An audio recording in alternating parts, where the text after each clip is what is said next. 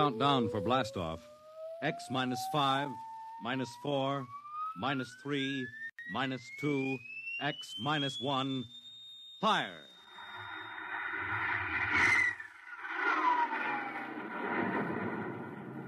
From the far horizons of the unknown come transcribed tales of new dimensions in time and space.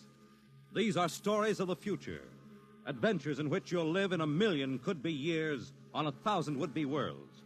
The National Broadcasting Company presents X minus 1.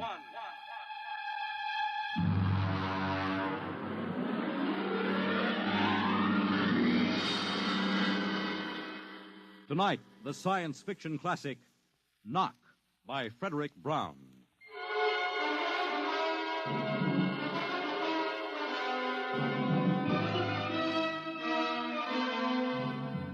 Tonight, we have a strange story to tell. A sweet, blood-curdling little story that is really only 2 sentences long. The last man on earth sat alone in a room. There was a knock at the door.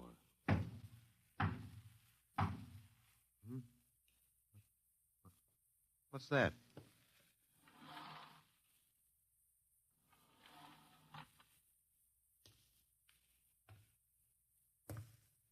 Good morning, man.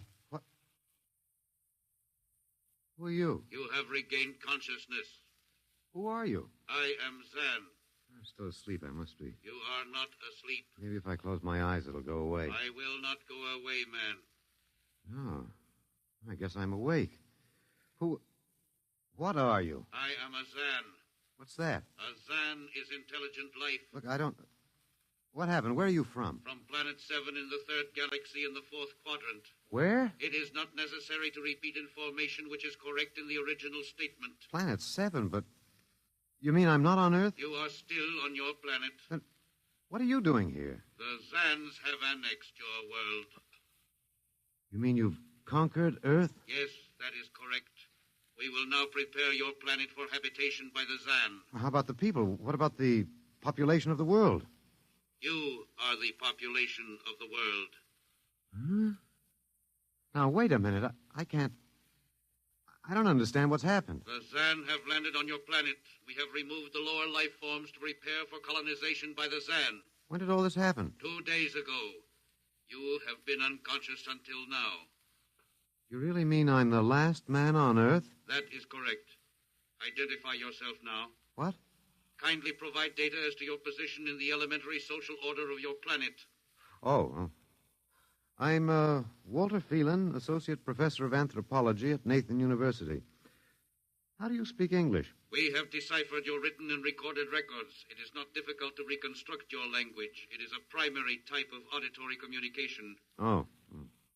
Is there anything you want to complete your natural habitat? You mean I'm a prisoner? That is correct. What will you want further in your room? Do I have to stay here? Yes. The rest of my life? Forever. You better bring me my books. That will be done. That's rather considerate of you. You know, I've got to call you something. Do you mind if I call you George? It is immaterial. I will be back, Associate Professor of Anthropology. Oh, that's all right, George. Just call me Walter. Very well, Walter. I will be back with your books. All right, George. I'll be seeing you around. You will not be around, Walter. You will be here.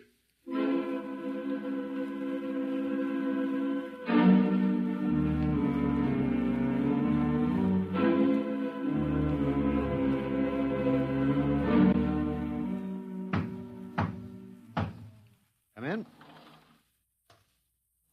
Oh, hello, George. Hello, Walter. Wait a minute. You're not George. You're different somehow. It makes no difference.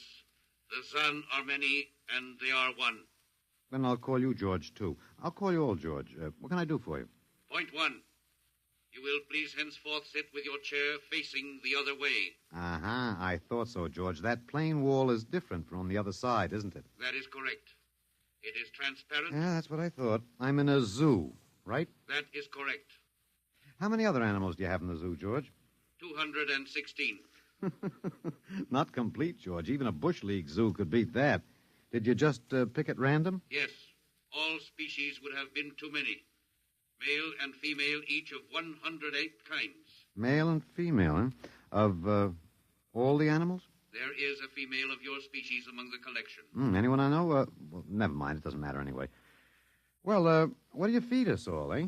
For carnivorous species, we make synthetics. The flora was not hurt by the vibrations which destroyed animal life. Oh, nice for the flora. Well, George, you started out with point 1. I deduce there is a point 2 kicking around somewhere. What is it? Something we do not understand. Oh?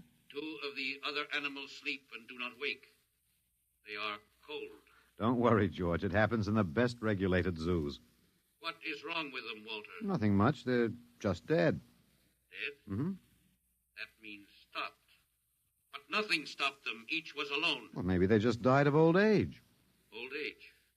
I do not understand. You don't? Well, how old are you, George? Your planet went around the sun about 7,000 times since I was born. 7,000 years? Yes, I am still young. Yeah, babe in arms. Look, George, you've got something to learn about this planet you've hijacked. Here on Earth, we've got somebody you don't know where you come from. An old man with a beard and an hourglass and a scythe.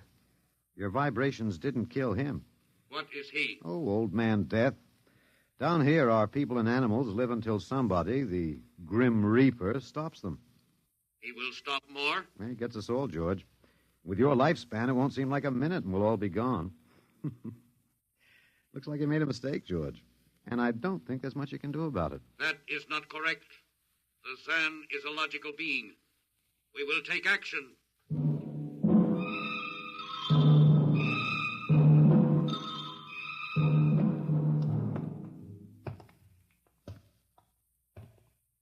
Well, George, where are you taking me? We will be there shortly. We will bring your books and your chair. You mean my lease is up? I do not understand. It's moving day? That is correct. We are here now. You will live here now, Walter. It is a larger room. Well, be it ever so humble, there's no place like home. Go inside. Oh, be careful with those books, George. Don't lose my... Oh, excuse me. Who are you? What are you doing here? I guess George didn't explain. George tries to be polite, but he hasn't quite caught on yet. I'm Walter Phelan. My name is Grace Evans, Mr. Phelan. What's all this about? Why did they bring me here? I think I know why, but let's go back a bit. Do you know just what has happened otherwise? No, not exactly. Well, I've been talking to George. George? Well, that's what I call them, all of them. There's no way to tell them apart anyway. There aren't many of them here yet. They come from outside the solar system, sort of an advanced scouting party. I saw their spaceship. It's as big as a mountain. Yeah, they're moving in on us. They cleaned off the Earth with some kind of vibration. It destroys all sorts of animal life. I don't know whether they did it all at once or if they had to circle the Earth a few times, but they killed everybody. No. I was afraid The cheerful note is that you and I and 200-odd other animals were picked up beforehand as specimens for the zoo. You do know this is a zoo, don't you? I suspected it. But I don't remember anything about being captured. I just woke up here. Well, my hunch is they used the vibrations just low enough to knock us all out. And then they cruised around, picking up samples at random. When they were all set, they turned the juice on full blast. How terrible. Yeah, well, they solved a lot of problems for us. Housing shortage, wars, even the atomic bomb. I don't suppose the human race, you and I, have to worry about anything now. It's awful. Only they made a mistake. They underestimated us. I don't understand. They thought we were immortal. That we were what? Immortal, like they are. Oh, they can be killed, but the Zans don't know what natural death is. They didn't know anyway until they lost 2 of us yesterday. You mean there are more than 2 of us? Oh, not more of our species, no. These were merely fellow animals, a rabbit and a canary. And by the Zans' way of figuring time, the rest of us are only good for a few minutes apiece. It's a joke on them. They figured they had permanent specimens here in the zoo. Well, didn't they even know we'd all die eventually? I don't think so. George, that is the second Zan I saw, told me he was 7,000 years old, and he's young by their standards. When they learned how quickly we die, they were practically shocked to the core, if they have cores. How can you talk that way about it? Academic detachment. I learned it at faculty teas. At any rate, they've decided to reorganize their zoo. 2 by 2. What, are they going to keep us locked up together in this one little room? Yeah, I'm afraid so. There's plenty of furniture, though, and George promised to bring me my chair. We've got to do something. Why? Well, I don't know. It just seems to me we owe it to the human race to do something. Oh, well, perhaps you have a suggestion? There must be some way. They can be killed, you said. Oh, yes, I've been studying them. They look horribly different, but I think they have about the same metabolic and digestive system as we. I think that anything that would kill one of us would kill one of them. But you said 7,000 years. Yeah, I think I figured it out. Now, George cut his, I suppose you'd call it his hand, when he brought in my books. Started to bleed, red blood. But I could see the cut closing as he stood there. By the time he left, it was healed. I don't understand. Well, you see, whatever factor there is in man that makes him grow old is missing in the Zan. Their regenerative powers must be unlimited. They just don't wear out. They go on and on until they're stopped. Suppose we killed one. There must be some way. Oh, what would be the use? They wouldn't even punish us. They'd just give us our food through a trapdoor and put up a sign saying, "Beware of the man. Dangerous." I don't think they'll even have to bother in your case. I don't see anything funny. I'm sorry. It just reminds me of Martha. Martha? My wife. She died 2 years ago. I'm sorry. Well, not at all. It was a pleasure. That'll be George with my books. Come in. Hello, George. Hello, Walter. Point one, I have brought your books. Mm-hmm. Point one, eh? What else is on your mind? Another creature sleeps and will not wake. Oh? A small feathered one called a duck. Well, it happens, George. I warned you. Old Man Death, the Grim Reaper. I told you about him. Walter, the Council of Zan has met. It has been decided logically that A, no life form can withstand the full-strength vibrations with which we cleared your planet. Therefore, the Grim Reaper you spoke of does not exist. Pretty neat, George. What's B? B, the only intelligent life to escape the vibrations is you. Therefore, the logical conclusion is you are stopping these animals by some means unknown to us. George, you are off your trolley. You will tell me now how this is done. You've got me. Yes, we have. It is necessary to save the remaining specimens as long as possible. If we do not get the information, we may be forced to dispense with your species entirely. This means you, Walter, and the female. Now, hold on, George. Don't go off half-cocked. Let me take a look at these animals that won't wake up. I will take you there now. Go first, Walter. After you, my dear George.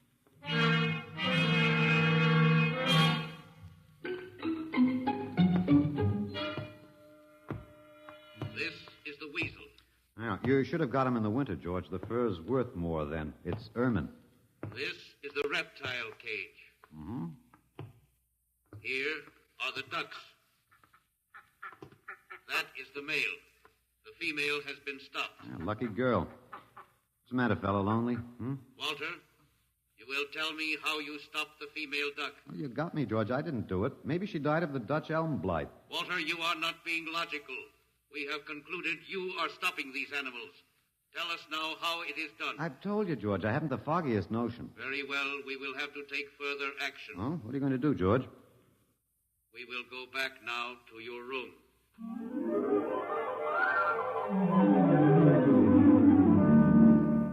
What happened, Mr. Phelan?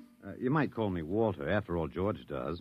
And we have more in common. Please, what happened? Oh, just a duck, a dead duck. George thinks I killed her by remote control. He wants me to tell him how. Did you? Look, I'm just an ordinary anthropologist. There's no telling what those animals died of, just natural causes.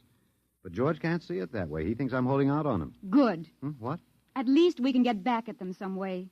At least we can do something to them. Well, why? After all, George isn't a bad fellow, if you like an ant mentality. How can you say that? Well, they murdered the human race. I suppose so, but we can't change that now, so why think about it? We just can't sit here and do nothing. I fail to see how we can do anything else. But at least we could be fighting. I can't see the virtue in that. I was more or less content with my books, and we've got George to talk to. Of all the men in the world they had to pick, don't you want to fight back? Don't you want to keep on fighting to the end? It hadn't occurred to me. But we've got to, Walter. Why? I can't really explain it, but, Walter, if there was any good in man, it was that he kept on struggling against nature and, in the end, even against himself. But he kept on fighting for what he thought was right, and we're all that's left. Walter, we just can't end by giving up. We've got to keep on fighting. You know, you do remind me of Martha. There isn't much left for us. We could beat them in this one small thing. We can pretend there's a secret about death. We could refuse to tell them anything. Well, there isn't anything to tell. But they don't know that. Promise me you won't give in. Well, I suppose the worst they can do is kill us. All right, Miss Evans. Hello, George. Hello, Walter. Now you will tell us how these animals are stopped. George, this may come as a shock to you, but I've decided not to tell you. Why? Oh, a romantic attachment to lost causes. My grandfather was a Confederate officer. Walter, you are not being logical. Neither was my grandfather. He charged a Yankee battery with 1 round of ammunition and a corncob pipe. You are not logical, but that is expected in lower life forms. You will come with me now, Walter. Where are you taking him? To the 2nd level. Go now, Walter. You won't tell them. I can't guarantee anything, but as of now, I don't intend to. We've got to fight, Walter. Remember that. We've got to go out fighting. Yes. Yes, I think you're right. Go now, Walter. Goodbye. It's been a pleasure, Miss Evans. I am waiting. Go now, Walter. After you, my dear George.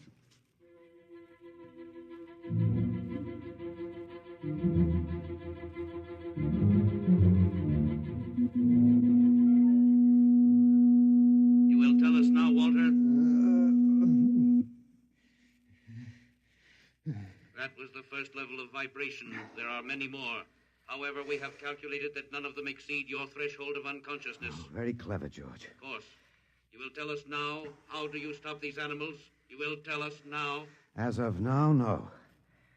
However, I'm not very brave, if that encourages you, George. You are not being logical, Walter. You're telling me. We will now use vibration level 2.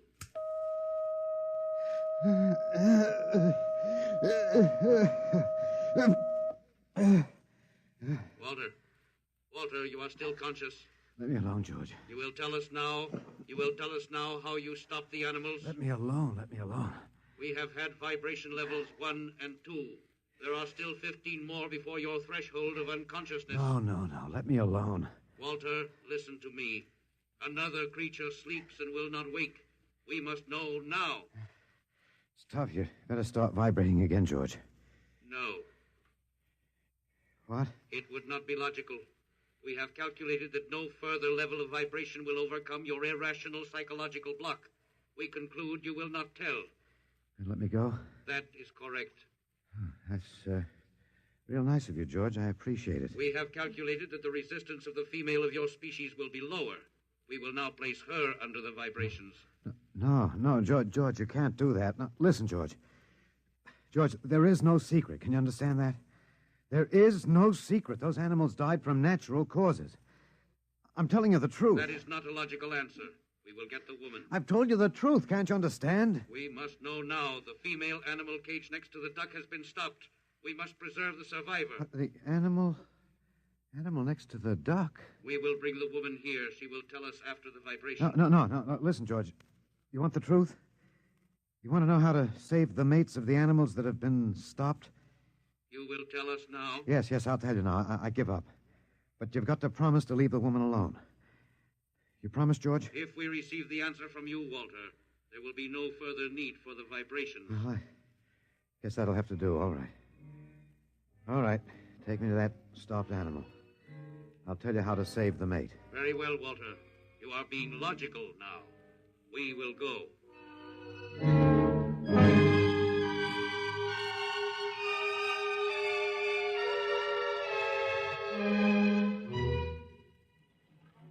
Walter, are you all right? Just let me catch my breath a minute. What did they do? What happened? After a while, I told them what they wanted to know. Oh, no. As George pointed out, it seemed to be the logical thing at the time. But you promised. I know. It was our last chance to beat them on even one little thing. Perhaps. You mind if I sit down? You gave up. I suppose you could call it that. I'm very tired. They've beaten us completely then. There isn't even anything we can do. The last of the human race, and we give up. We don't even die fighting. Oh, it isn't that bad. Something might turn up, Martha. What did you call me? Huh? No, I must have said Martha. Sorry, she was my wife. She died 2 years ago. What were you saying? Nothing. It doesn't matter. It's too late. It's too late for the whole human race. What now, George? The Council of the Zan has met. Oh, something wrong, George? Zan has been stopped. What? Zan is dead? That is correct. Well, you didn't believe me, George. But you can die. You can really die. You'll have to get used to that if you're going to stay here. The council has decided. A, you have in some way stopped this Zan. B, you and the woman must be eliminated. Walter. No, you've got it wrong, George. The council has decided this time you will have the full vibration. This time. Walter, what did they do to you? Oh, they have a rather effective third degree. They tortured you, Walter? Yes. And I thought... Oh, Walter, it was all my fault. I wouldn't even have tried without you. I suppose we have a last chance now to end with some dignity. I think you're a very brave man, Walter. No, not very. There isn't much else to do. Do we go now, George? Now, Walter. Wait. What's that? I have been told another Zan has died. Now will you believe me? The council of the Zan meets now. 2 gone already, and you were with me, George. You know I didn't kill this one. What stopped him then? I told you, it's old man Death. You came to the wrong planet, George. Your immortality doesn't go down here. He can stop you, but you can't stop him. And you'll all die if you stick around. What now? The council has decided this is a place of death. We will leave your planet. Leave? You mean you're giving up? It is not safe for the Zan. Oh, Walter, they're leaving. They're really going. Go on then, George. And don't hurry back. It would not be logical to do so. We are leaving the Earth now. Goodbye, Walter. Goodbye, George.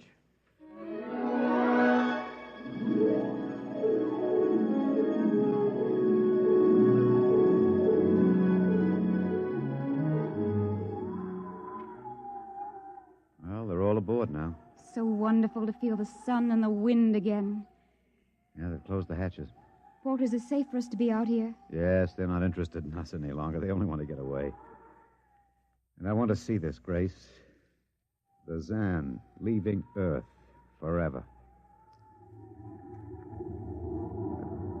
They're blasting off. There they go. Yes, it's all over now. Well, I suppose we might as well go back in. I still don't understand. Walter, what made them go? I just told them the facts of life. Of death, you mean? No, of life. After all, I thought George was old enough to know. At 7,000 years, he was going to be a pretty big boy. I wish you'd stop joking and tell me what happened. Look out for the step. Well, you remember when the first animals died? The rabbit and the duck? Yeah, and their mates just started to pine and waste away? Yes. Well, that worried the Zan. They wanted to keep the last specimens alive if they could. So finally, I broke down and told them about affection. Affection? Yes. And then I introduced Donald. Donald, who's that? Here we are. Grace, meet Donald. Oh, Walter, please, what does affection have to do with it? That's what the Zan wanted to know. I told him it was love that made the world go round. That having lost his mate, Donald would die immediately unless he had affection and constant petting. Petting? Hmm? I even showed him how. Here, fella, come on. Come here. Yeah. I held Donald in my arms, and I petted him a while. Then I let the Zan take over with the animal in the next cage. What animal? Take a look. You mean this cage? Mm-hmm. Watch out. Don't go too close. Walter, it's a rattlesnake. Yes. Their metabolism made it impossible for them to die of old age, but I had a hunch that they could be poisoned. Well, then it was the snake that killed the two Zan. Mm-hmm. They never even knew what bit them. Then you outwitted them, Walter. Well, I suppose... I thought you'd just given up. Oh, Walter, I'm so ashamed. You don't have to be. I had given up. I probably wouldn't have fought if you hadn't pushed me. Well, we've got a world to plan. A new world, Grace. I know. We'll have to decide which animals to let out of the zoo and which ones it'd be safer to keep in. But first, there's a bigger problem. What's that? The human race. Oh. We've got to make a decision about that. Pretty important one. Yes, but... It's been a nice race, even if nobody won it. Of course, it may go backward for a while until it gets its breath, but we can save the books and all the most important things and get it started ahead once more. No. It's the Garden of Eden all over again. But, Eve, you'll have to watch out for that snake. Now, don't be ridiculous, Walter. You know, funny, you even blush like Martha. Only you're stronger than she was. Prettier, too. I wish you'd forget about Martha. I think I will, my dear, if you'll give me time. Now, Walter Phelan, you listen to me. If you think for 1 minute that I thought it would never happen to me again. But it is love that makes the world go round. So, Grace, if you could only... No, I wouldn't marry you if you were the last man on earth. But that's exactly what I am. I don't care. I don't even want to talk about it. I'm going out. All right, my dear, but think it over. And please come back.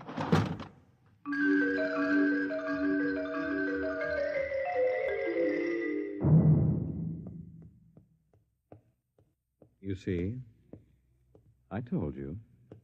It wasn't really so horrible, our story.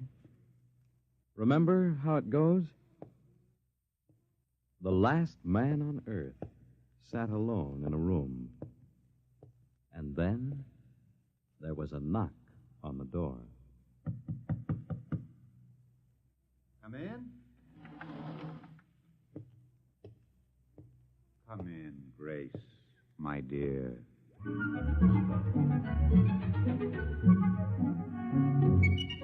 You see, it wasn't horrible at all.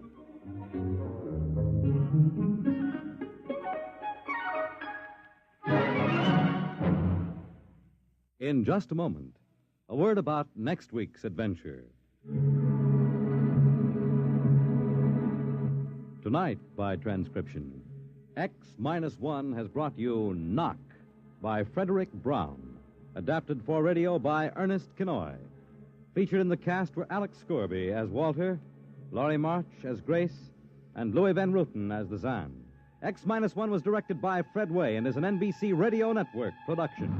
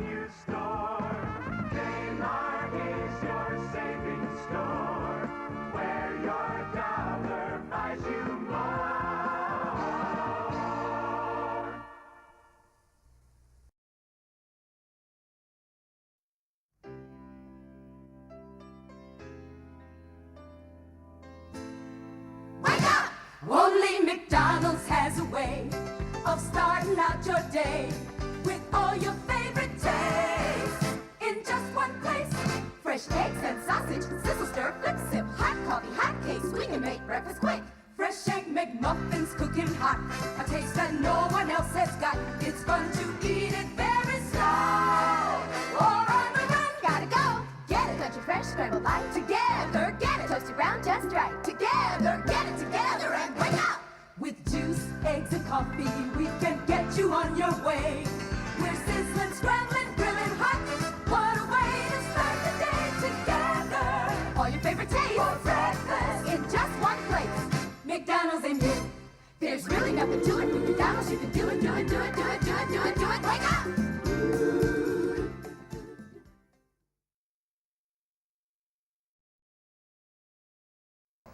Maybe you thought beatniks were a purely American phenomenon. Not so, as we hear in this report from Charles P. Arno, ABC, Rome. Just 100 yards down the street from our ABC office in Rome, the summer battle has been joined between Italian police and the great vacation influx of the young bearded and unwashed ones. 3 times during the past 10 days, police have swooped down on foreign beatniks and swept them off the famous Spanish Steps. A dozen Germans and Frenchmen who were found to be without means of support have been ordered to leave Italy. Rome businessmen in this area claim that the growing concentration of the unwashed beatniks around the Spanish Steps cost them a lot of tourist business. Rome police say the beatniks mar the beauty of the Spanish Steps, one of Italy's major tourist attractions. Charles P. Arno, ABC, Rome. Just in from Vietnam, B-52 bombers have made another airstrike on suspected North Vietnamese positions in a demilitarized zone between North and South Vietnam. No details yet.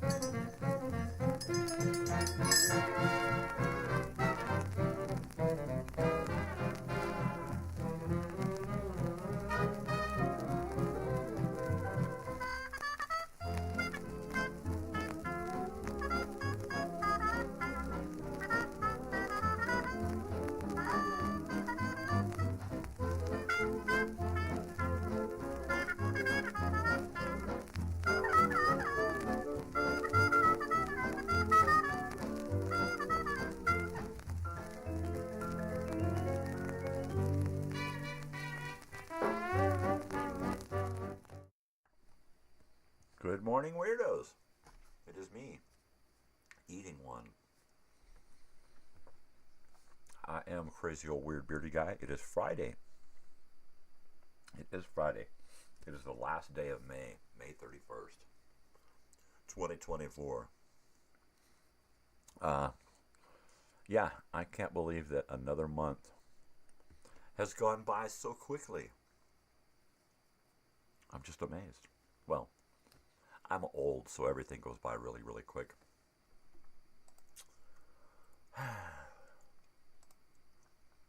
Yeah. So, last night, I had a fantastic show, and then I didn't go out. I was going to go out with the wife and daughter and go into town to the Mojave flea swap meet, and I just couldn't do it. I was wiped out, exhausted from my my week of madness, right? Right?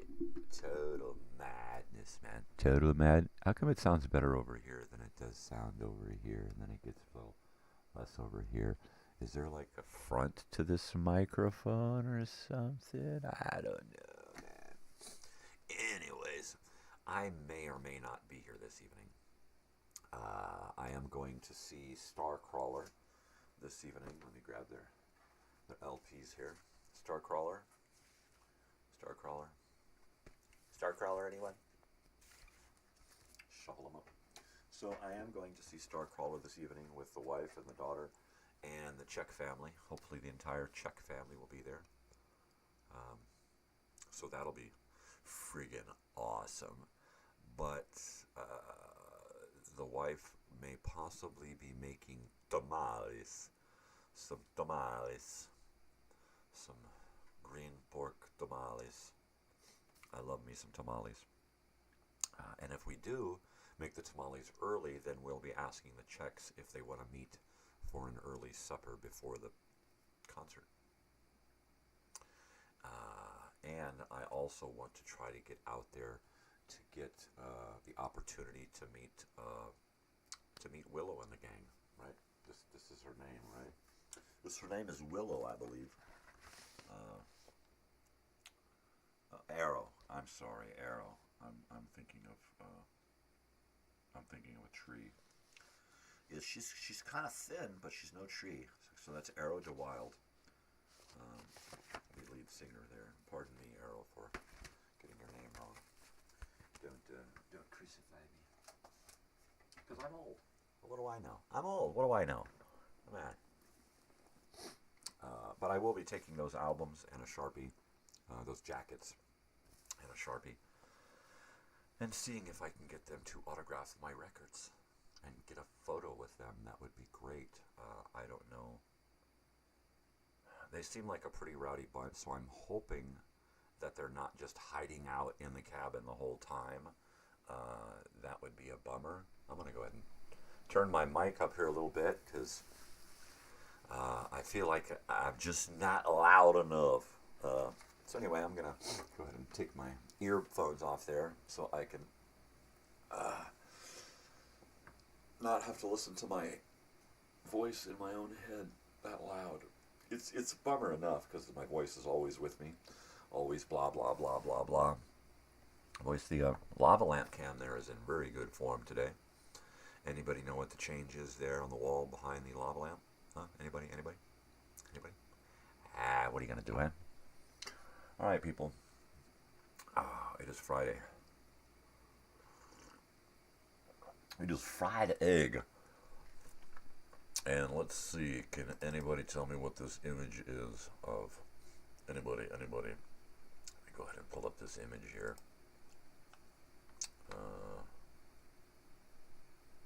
And I'm going to do that. I'm going to do that. And then I'm going to say, all right, here we go. Anybody from Southern California want to take this one? Huh? All right.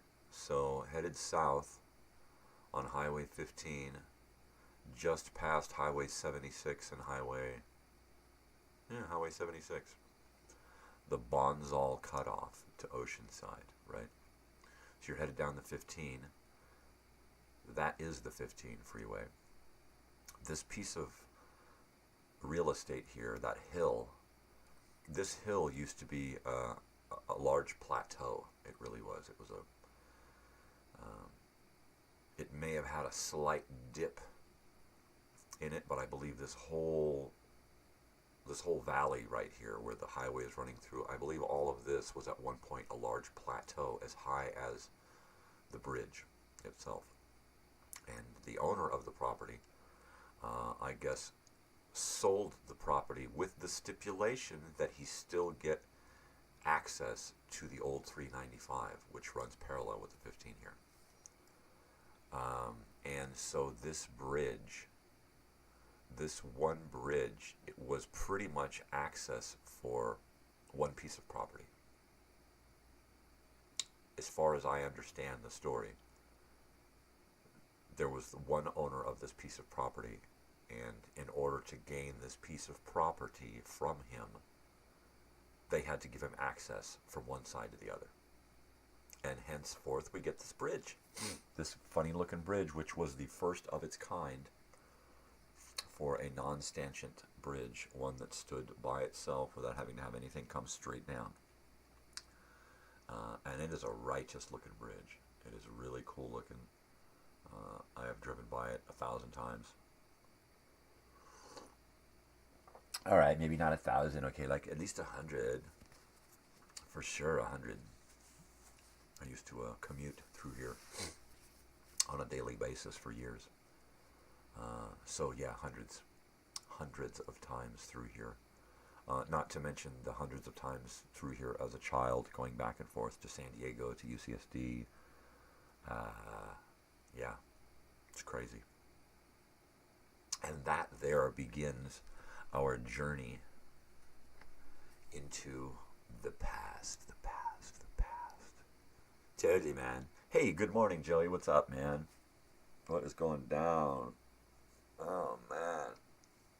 I'm telling you, I can't wait for this evening, but at the same time, I can't wait to take a nap before I go. I'm kind of hoping, I'm hoping that we do get the whole tamale thing going today. And we get out there early to hang out with the Czech family and have tamales, because I not only want tamales, I'm just dying for tamales, man. I want to get out there early enough to try to meet the gang, Arrow DeWild, the lead singer of Starcrawler, and the rest of the band. So I am going to try real hard between now and then to learn all of their names with their faces. It's like studying for a quiz. I want to do it like right before, or I'll forget. So I'm going to be cranking up these LPs today in here, probably before I take a nap. But it could be like during tamale time, making tamales, cranking up Starcrawler. I had a really good show last night. Let's see what we played last night.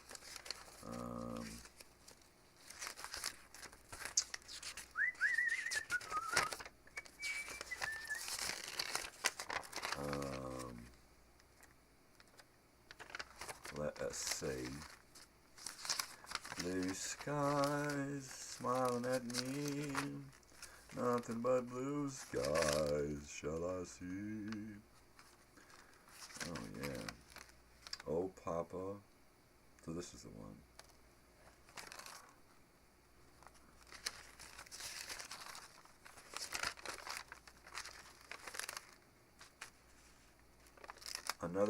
I did 18 songs last night. And another half dozen or more commercials, probably 9 commercials. I think I had 3 commercial breaks, and then I think I ended with a commercial. So yeah, I did a lot of... You did watch it last night. All right, I thought that was you hanging out. It's a lot of fun.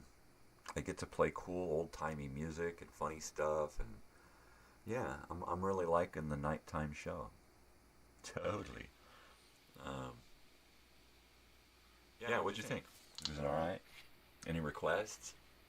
I'm just playing like 1920s and 1930s stuff. So, yeah. And I also noticed that I'm getting hit with a lot of copyright strikes, right? But they're not strikes against me because my channel is not monetized. So, and I don't plan on monetizing my channel. It's a non-profit thing. It's a hobby. It's like public radio, right? Right on. I'm glad you liked it. Cool. Yeah, it's a lot of fun. It is a lot of fun. I can't wait to get deeper into it. But I think that now that I've got this morning show kind of licked with the Monday movie thing and the Tuesday TV thing and the old time radio and the flashback Friday and the throwback Thursday, that kind of thing has kind of made the morning show congeal into a nice jello mold, you know. So now the evening show has, it only took a week for me to get the hang of the evening show because of all the 5, almost 6 months I've had of doing mornings, right? That's a lot of shows. I'm like almost 60 shows in the morning with the 3 seasons. I am on episode 25 today of mornings.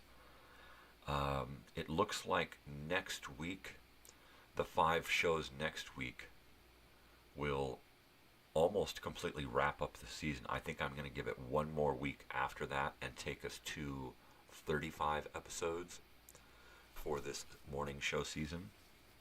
So we're looking at about 2 more weeks of mornings. And next week, I'm going to be here around the clock. Starting Monday morning, I check in, I do my morning show, I check out, I come right back live with the telethon. And at some point during the telethon broadcast, I will be holding drawings. I will hopefully be having guests stop in and hang out and maybe bring some music by. So it should be weird, I mean, to say the least, but, you know, go figure. So I'm pretty excited about the whole, you know, live telethon thing. Is just going to be weird. It's going to be really weird. I don't know that I'm going to plan a whole lot of stuff. I think what I'll do is I will just kind of play it by ear. I will get an idea of what I want to play during that 2 or 3 or 4 or 5 days. Let's hope it's just a couple of days, people. I'm hoping that I can get this thing rolling, and I'm actually at 107, which is my subscriber count, which is really weird. 107 subscribers. I never expected to get to 100 this quick, really, honestly, to be frank. Call me frank. I didn't expect to have to do my live telethon so soon.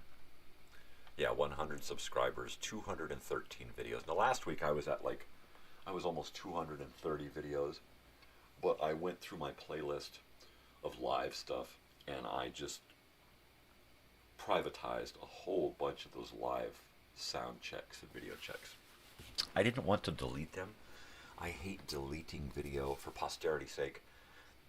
You can always find something usable in just about all of the video, even though most of it's just a static shot and me going, testing, hello, anybody there? Fuck it.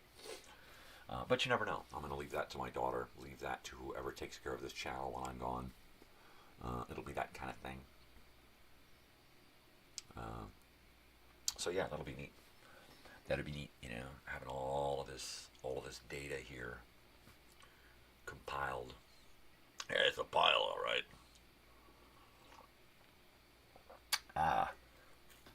So what's probably going to happen during the live telethon is I will be finding you. I will kind of go through what my daily routine is, finding material. It's like, ooh, that's a cool song. Ooh, that's a cool song. Ooh, that's a cool piece. Ooh, I like that commercial, this, that, the other. So I will be doing a lot of that during the off broadcast time. During the downtime when I'm not on air, I'll be on air, but I'll be doing the stuff that I would be normally doing here in my house. In the studio here. Alright. It's a freaking studio, dude.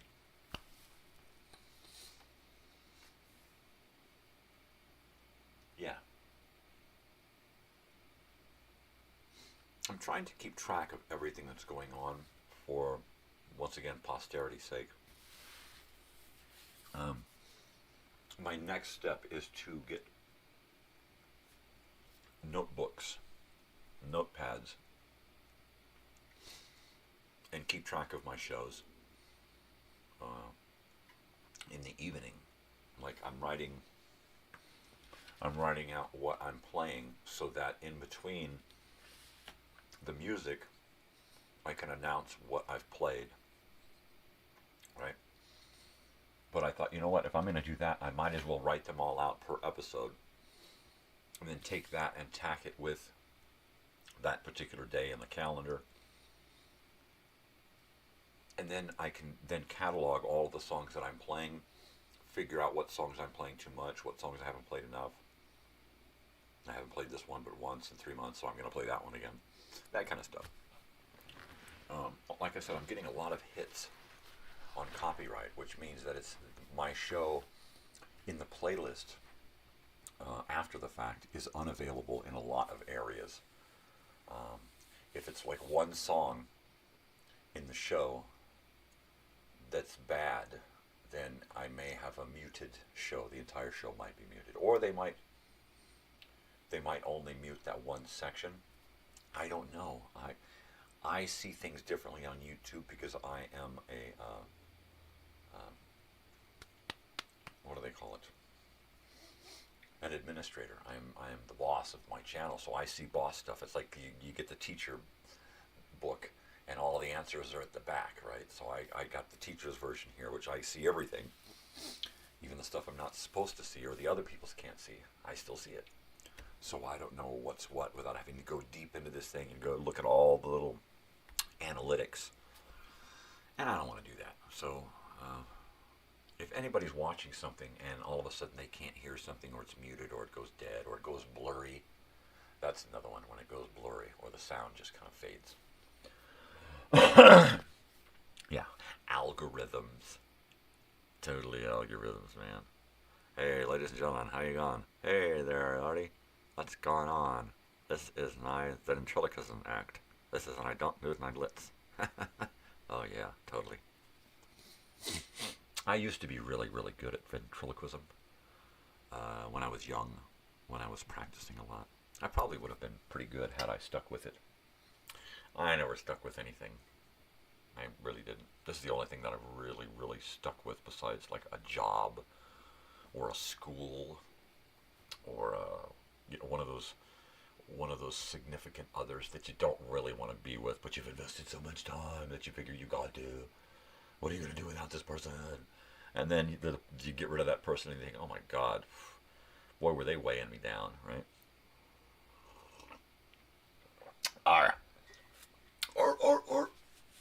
Yeah, man. I'm really excited about going tonight. So much so that I didn't go out last night. It was going to be 4 nights in a row, and tonight would have made 5 nights in a row going out. I got up at 4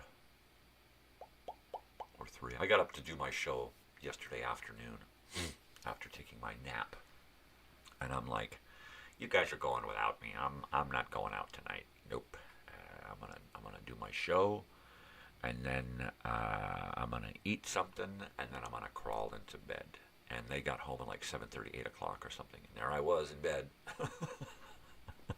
Of course, I didn't get to sleep till like 9:30 or 10 last night, but I got some great rest because I spent the first 2 or 3 hours of that just lying in bed. So that was great.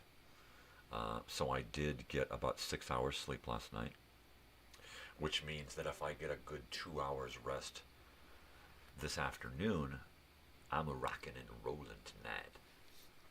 I'm not sure what I want to do this evening. Really. I'm not sure what I want to do. I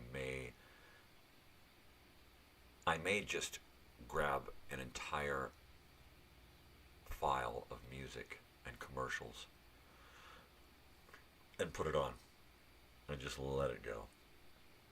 I may put on the graduation show from last week and just let it play. Last week, yeah, it was last week. So there's that. I'm undecided yet. I don't want to cancel the show completely. I don't. But I don't want to be late. I don't want to leave here at 6 and get out there and miss my opportunity to meet the band. yeah, I'm really, really excited. Totally. Totally, man. And my daughter, I went to the post office yesterday while we were out, and of course she got a couple of records. She got another Pierce the Veil record, and what was that other one she got? Sirens. She got another Sirens. Yeah, totally cool. But it's neat because most kids right now, like 99% of the people out there right now, the young people buying music, they're buying digital downloads. They're buying Spotify memberships and that kind of stuff. They're downloading their music, basically. And it really, really makes me feel like I've done a good job teaching my daughter history and to embrace the past, you know, and all these things that I did unintentionally, right? It's not like I went out of my way to say, you have to do this, and you got to listen to, and this is the way we do things in this house. It's like, you know, she came to me and said, can I get a record player?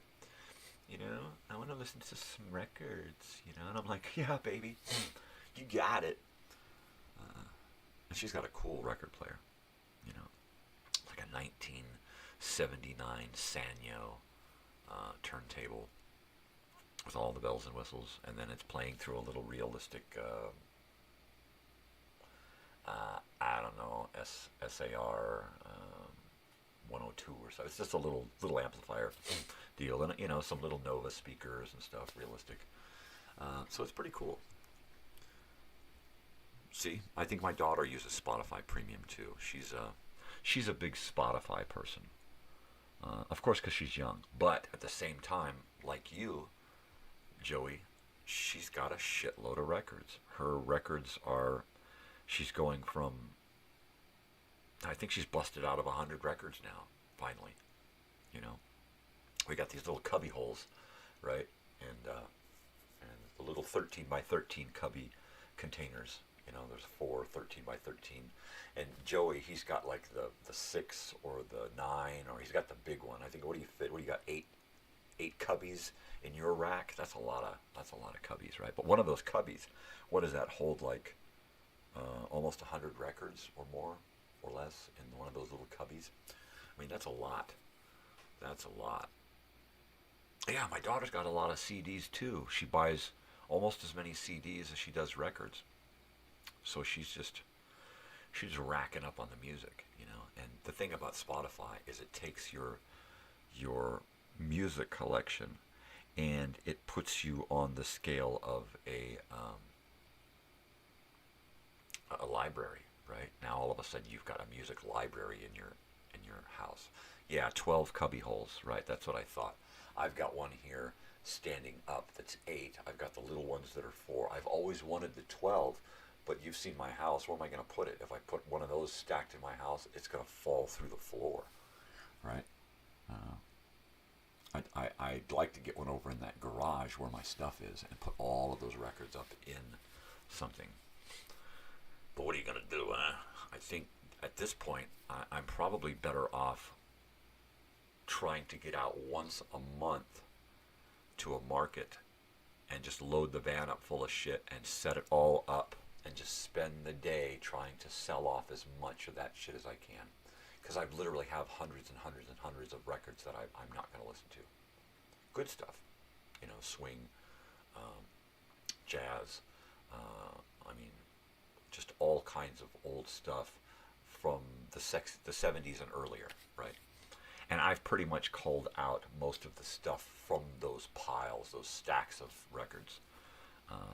There's a small stack over there a couple of feet long that's my father's stuff that will eventually make it to my brother because he's got a turntable now.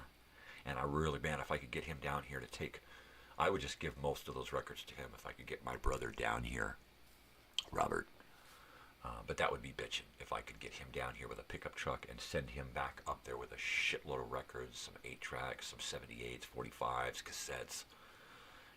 videotapes. I got a shitload of, I got hundreds and hundreds of videotapes just stacked up out there, just waiting for somebody to watch it, right? So, and I sent him 2 VCRs along with a record player, so I know he's got the ability to check this shit out, right? So, yeah, it'll behoove me to get this shit to him. Yeah, baby. Man. Yeah, I'm really, really excited about tonight. This show, tonight's show. Man, I just get... Every time I start to feel a little depressed, I start to feel down. I'm like, oh, what's the point? Nobody cares. Nobody gives a shit. I mean, what am I going to fucking do? I mean, fuck it all. It's like, oh shit, I don't have time for that. I got to do this. I'm on. I can't be sad now. I'm on. I can't be mad. I'm on. Don't get me mad. I can't be mad. I'm on. So it's like I don't have any time to be mad or sad or have some kind of mental pickle about something.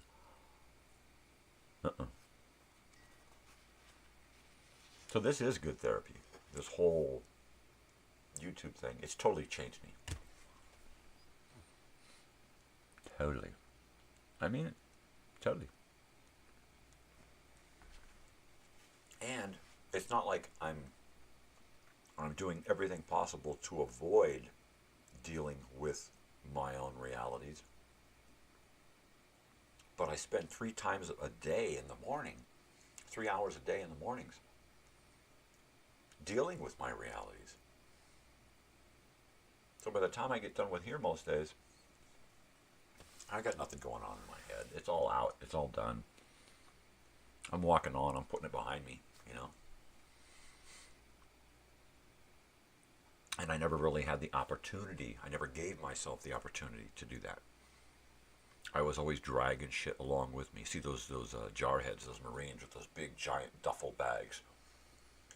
Big giant duffel bags just full of everything. That was me dragging my baggage, my emotional baggage. Right? No. Yep. So I'm totally past that now. Lava lamp cam. God, that thing looks so fucking cool when it's all just broken up into so many little spheres. They're all moving at different speeds. Alright, so that's it right there. That's the change.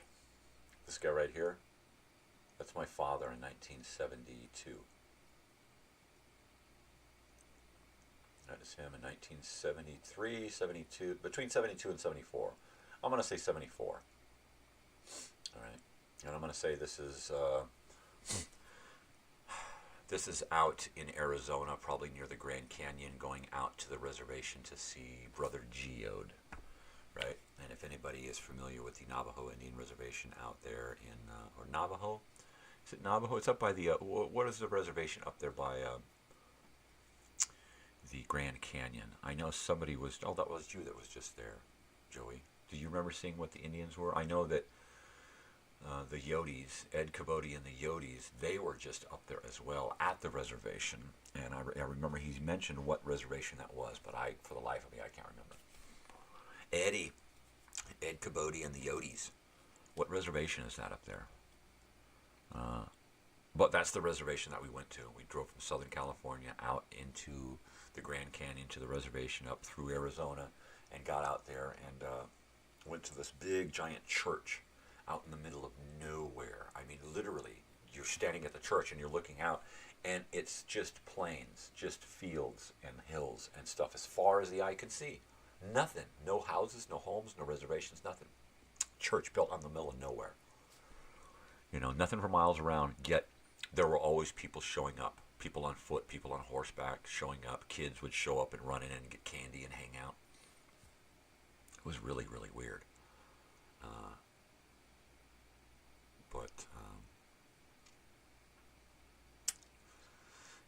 Yeah. Indian reservation. Up there in Arizona.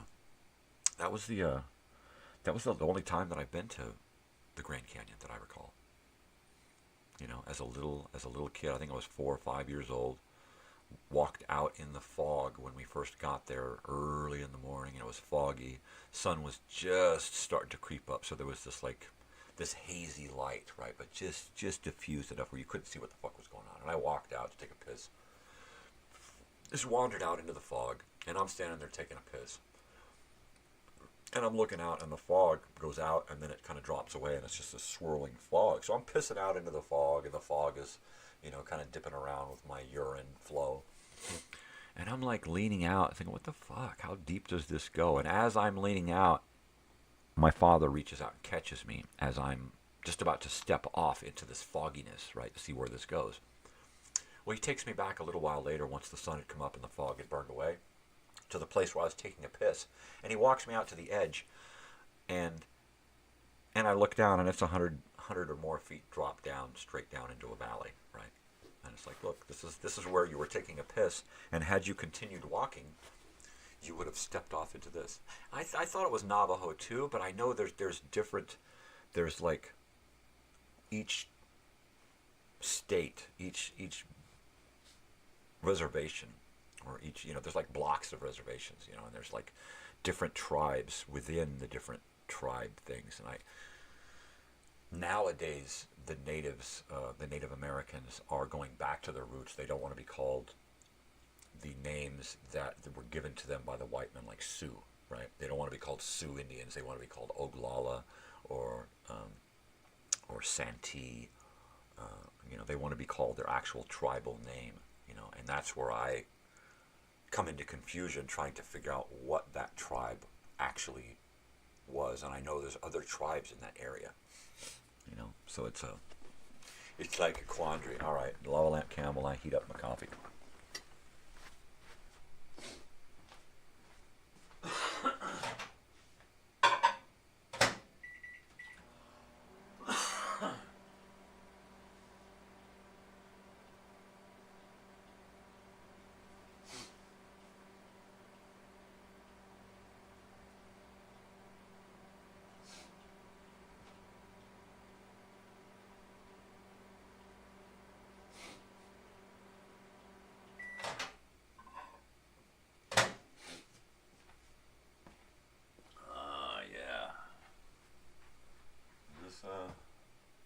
This thing on.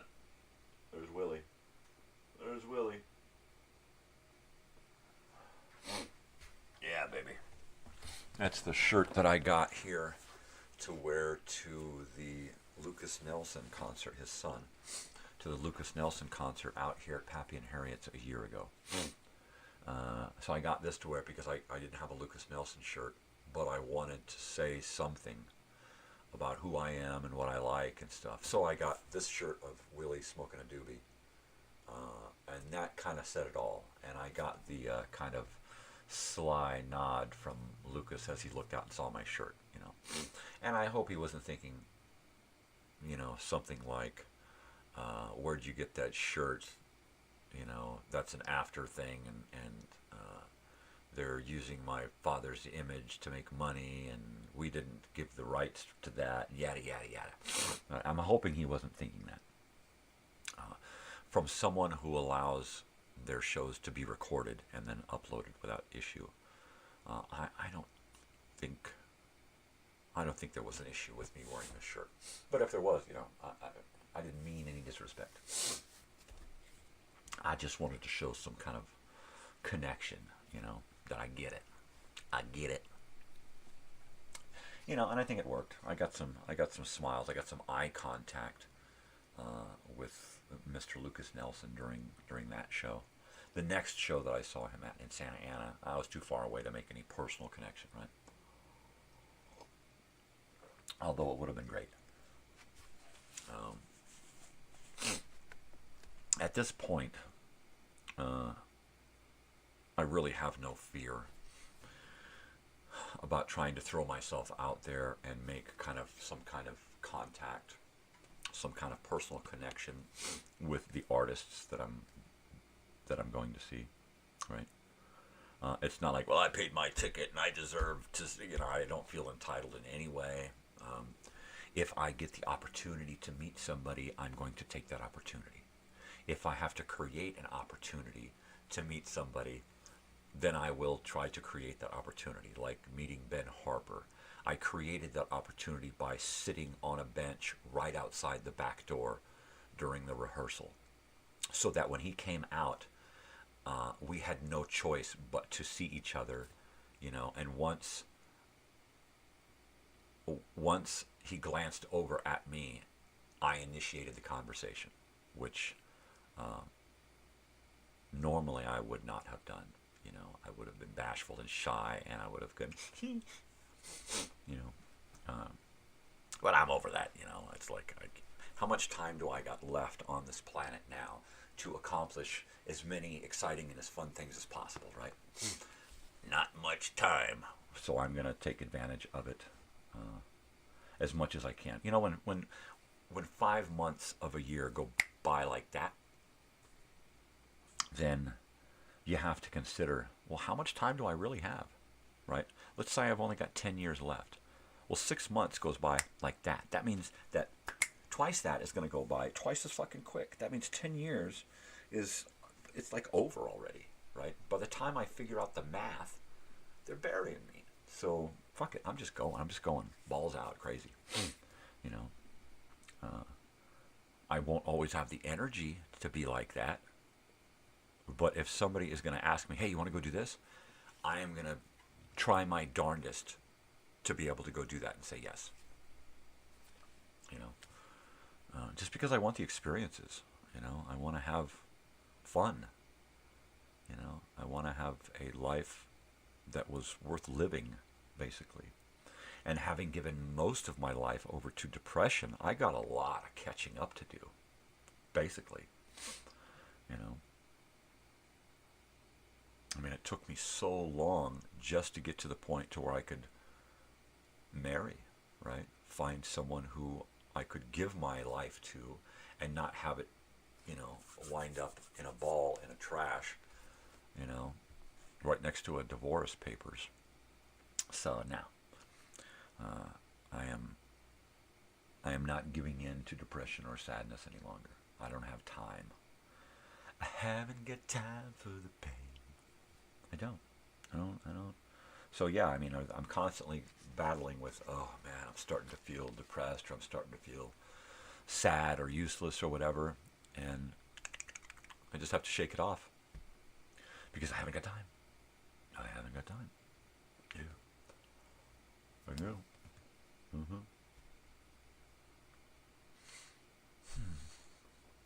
So I didn't hook up an extra camera.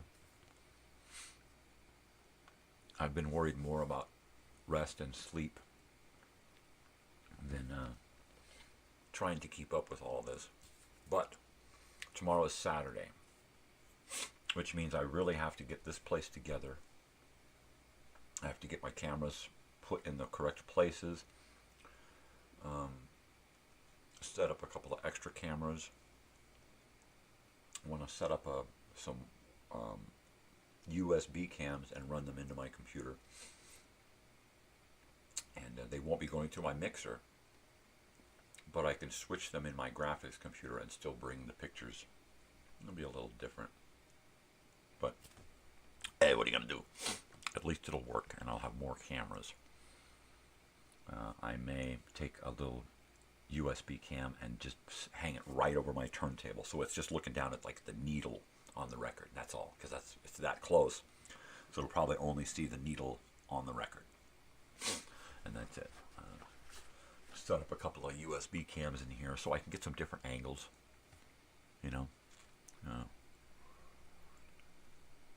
Yeah, just it'll something different, you know.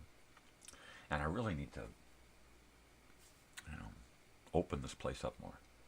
I want it to have a little more walking around space, some wider camera angles, so when I'm in here during the telethon next week, I've got room to breathe, room to move. Hit a wide cam and I'm moving around the room, you know.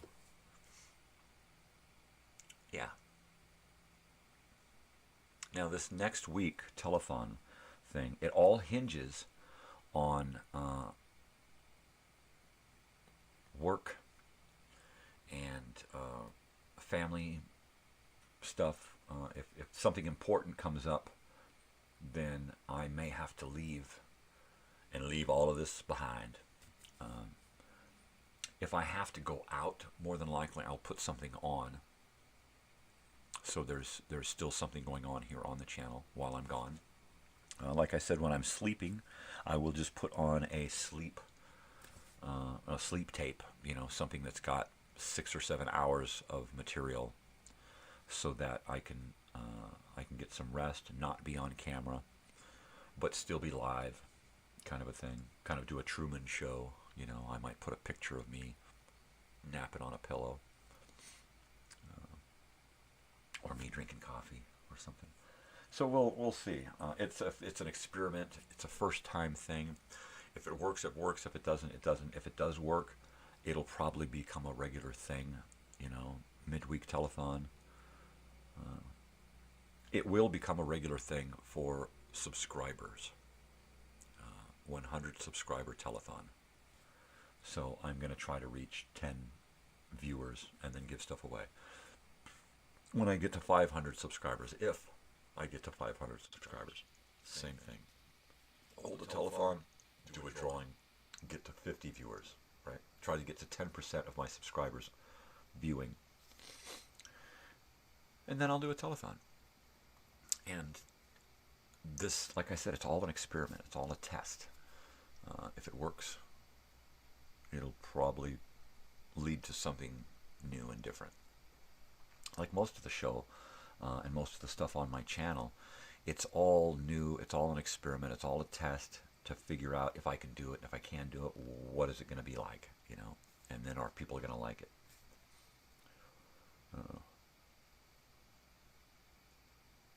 I was really surprised that over a couple of days I got almost 200 views on that Delta House video. And there's a guy on YouTube that's got all of the episodes, right? All the episodes, 1 through 13, back to back.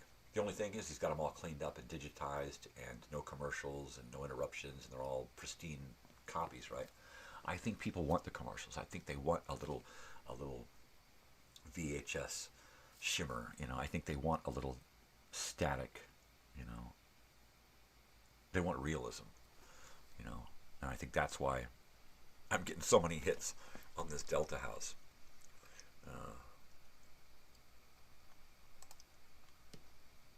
Yeah, 137 views on Delta House on my channel.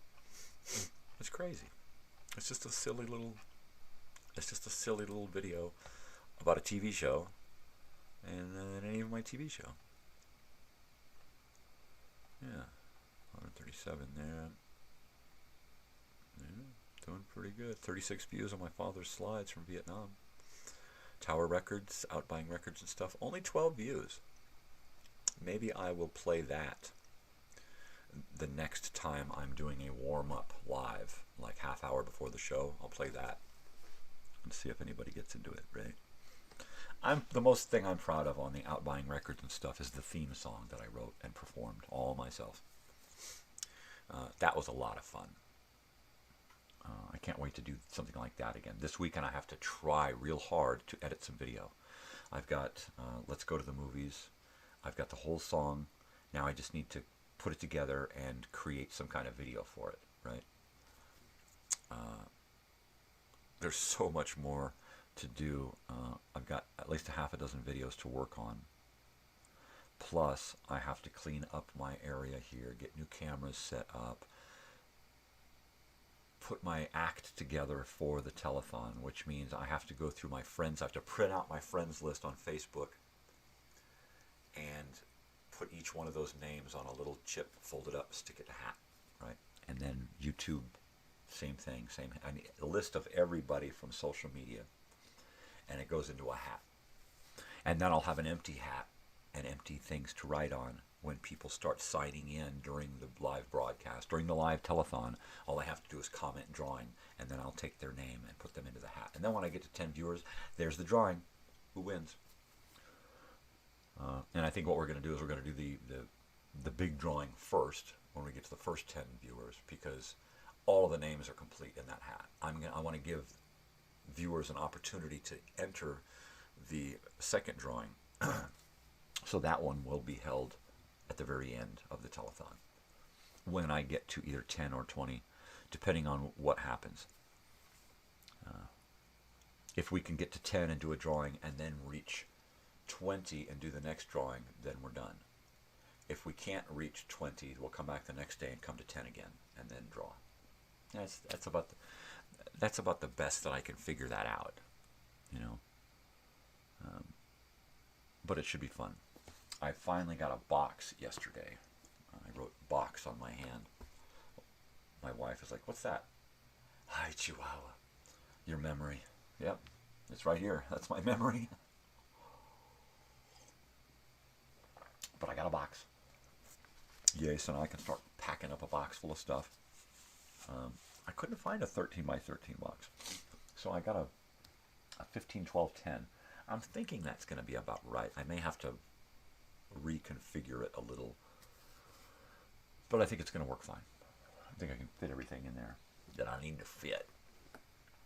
So I'll be doing that as well this weekend and try to get that off either tomorrow morning or Monday morning. And at the same time, start thinking about some kind of prizes for the drawing. Because while I have a whole collection of stuff to choose from, to pick things to put together a little prize, I don't want to just throw random shit together, and I don't want to throw in all the stuff that means something to me. I want to get with the winner and talk to them and figure out what their interests are. Wow, going out for a drive, huh? Right on. All right, well, listen but don't comment unless, of course, you're at a long traffic light, and then you can say something. But yeah, that's cool, man. Have a Tijuana, say, orale, Tijuana, say. You know, have a good drive, man.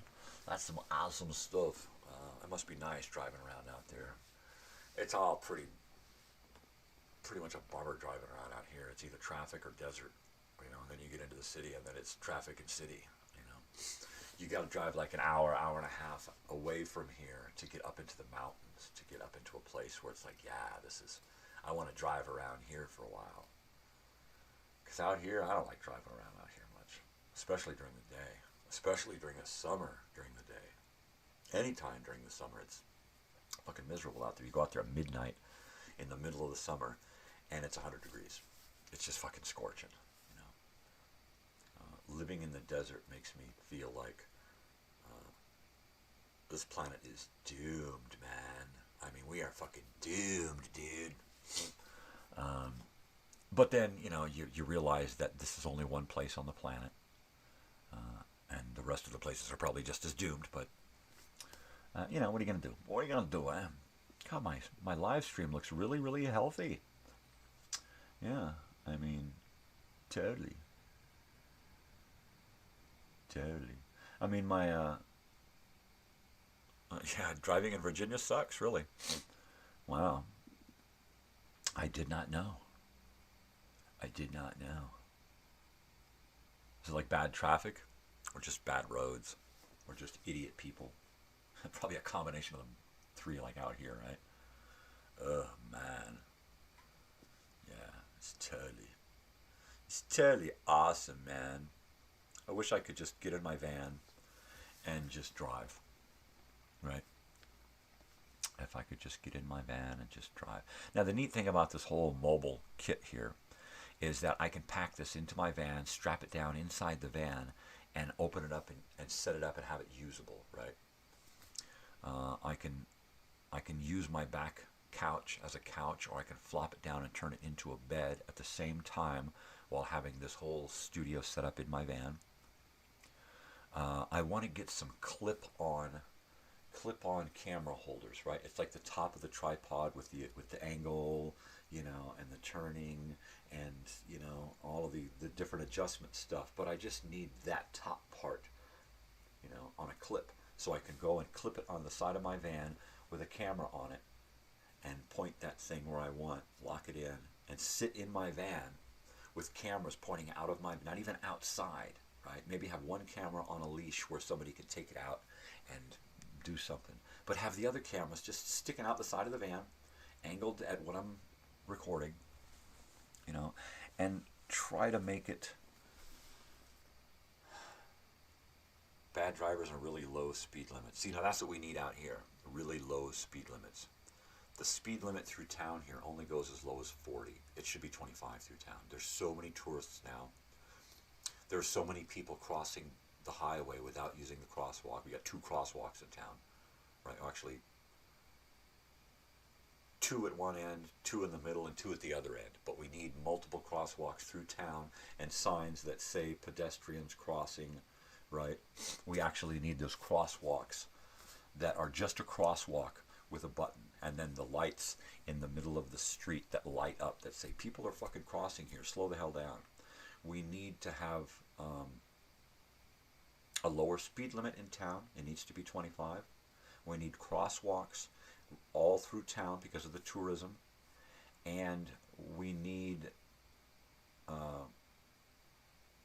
those little bumps. Right? I don't want speed bumps because that's going to damage a lot of vehicles.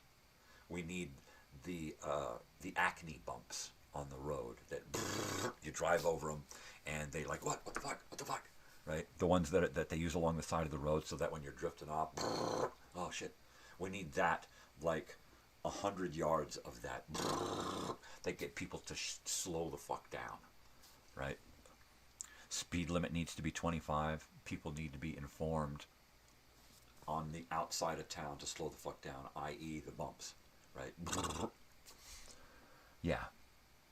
I mean, if I were in charge, that's what I would do. And I would put a huge park right in the middle of town, right? Just a huge free park and a huge parking lot right in the middle of town. Trees, grass, bathrooms, benches, the works, you know. The town really, really needs it. It needs a lot of help. And we ain't getting it from the tourist dollar, you know, because all these businesses are in it for themselves. They're not in it for the community.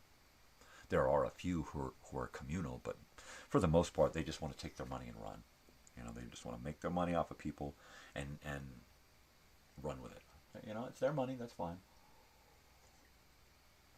But that has no sense of community when you're worried about your money and your money only and where your money goes for you and what it does for you. That's a bummer. You know, I know that a portion of everything that I earn, every penny that I have, a portion of that is going to go to help somebody at some point, somewhere, somehow. Whether it's going to be gas money for somebody, giving somebody a ride somewhere, giving them groceries or grocery money, hooking somebody up with a little weed or whatever. I am going to share whatever I got, no matter how much I got. You know. And it's unfortunate that you get so many people in a community who want to say community, and then it's like the hat, the proverbial hat gets passed around, and they're like looking in the other direction. Or they're thinking about how much can they reach in and grab without anybody looking, right? So that's basically, you know, the reality of community. Of course, when you get so many people who are tourists, there's no sense of community. When you get so many people who are coming from other areas with other ways of living that pretty much revolve around greed, and then they come out here, they want to say they got community, but then when they're asked to be part of the community, they're like, well, I ain't got the money for that, or I'm not going to be around, or I'm not, you know, I've only been here this long, or, you know, whatever fucking excuses they come up with to not actually be a part of the community. You know, and that sucks. That just fucking sucks. I need to warm up this coffee. Gotta get my coffee warmed up. Lava lamp cam.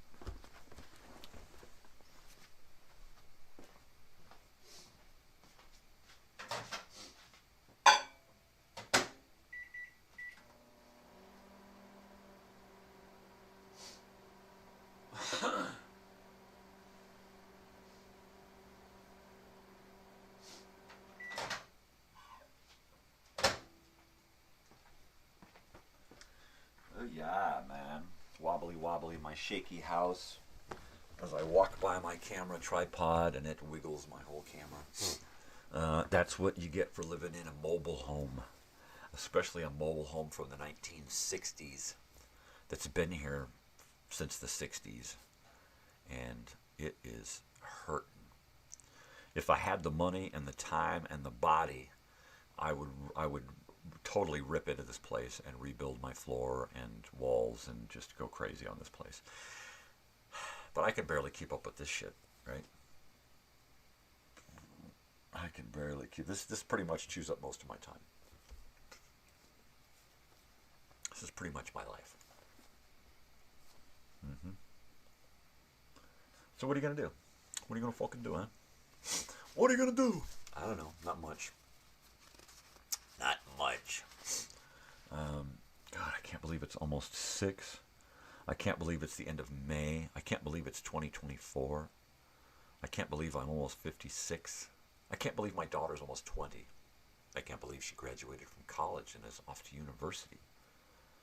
Oh, I can't believe I've been married for almost 25 years. Almost 25 years. Quarter of a century, right?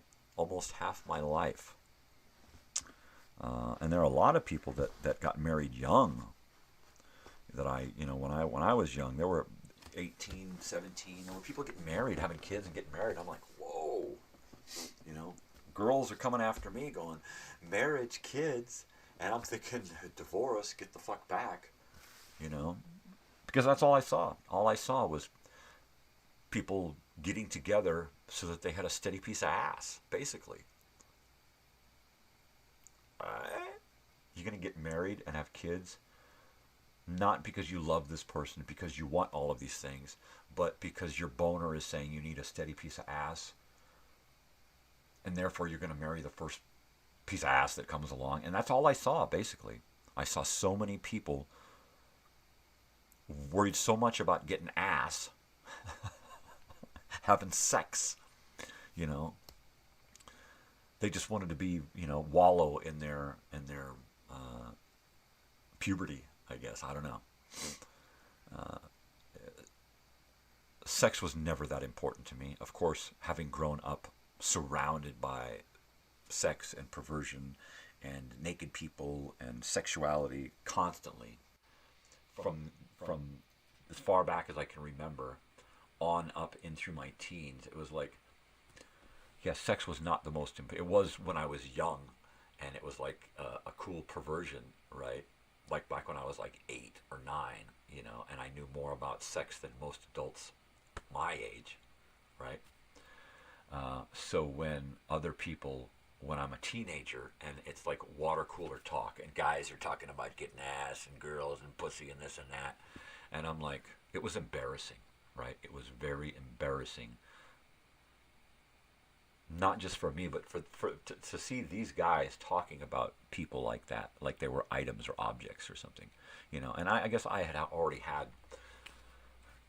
enough experiences in my young life to know better and to know that there was more to life, and that there was more to relationships than just getting your wick wet, right? And yeah, there were. I did not want a relationship so I could have a steady piece of ass. That just wasn't in the cards. When I was really, really young, that seemed neat. Oh, if I had a girlfriend, I could do my stuff all the time. And no.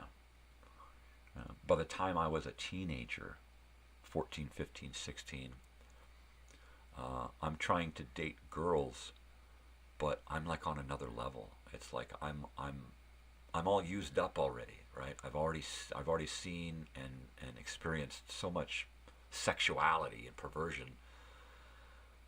It's like you don't impress me any. I'm not impressed, Girls get naked in front of me, and I'm like, I guess you're okay, Most guys are like, naked body, the only naked body they've ever seen, and I'm like, yeah, I've seen 100 naked bodies. I used to vacation on Black's Beach. I used to see nudity everywhere. When I used to go with my father to work and walk into a room and stand there and watch people banging, right, at 8 years old, 6 years old. So I was totally used to it. And unfortunately, totally burned out on it. I got burned out on sex and sexuality and perversion before I was even an adult. And it just made being with people of the opposite sex very, very difficult and annoying, cumbersome. I better check these dogs or I'm gonna get, she's gonna fucking bark at me or something.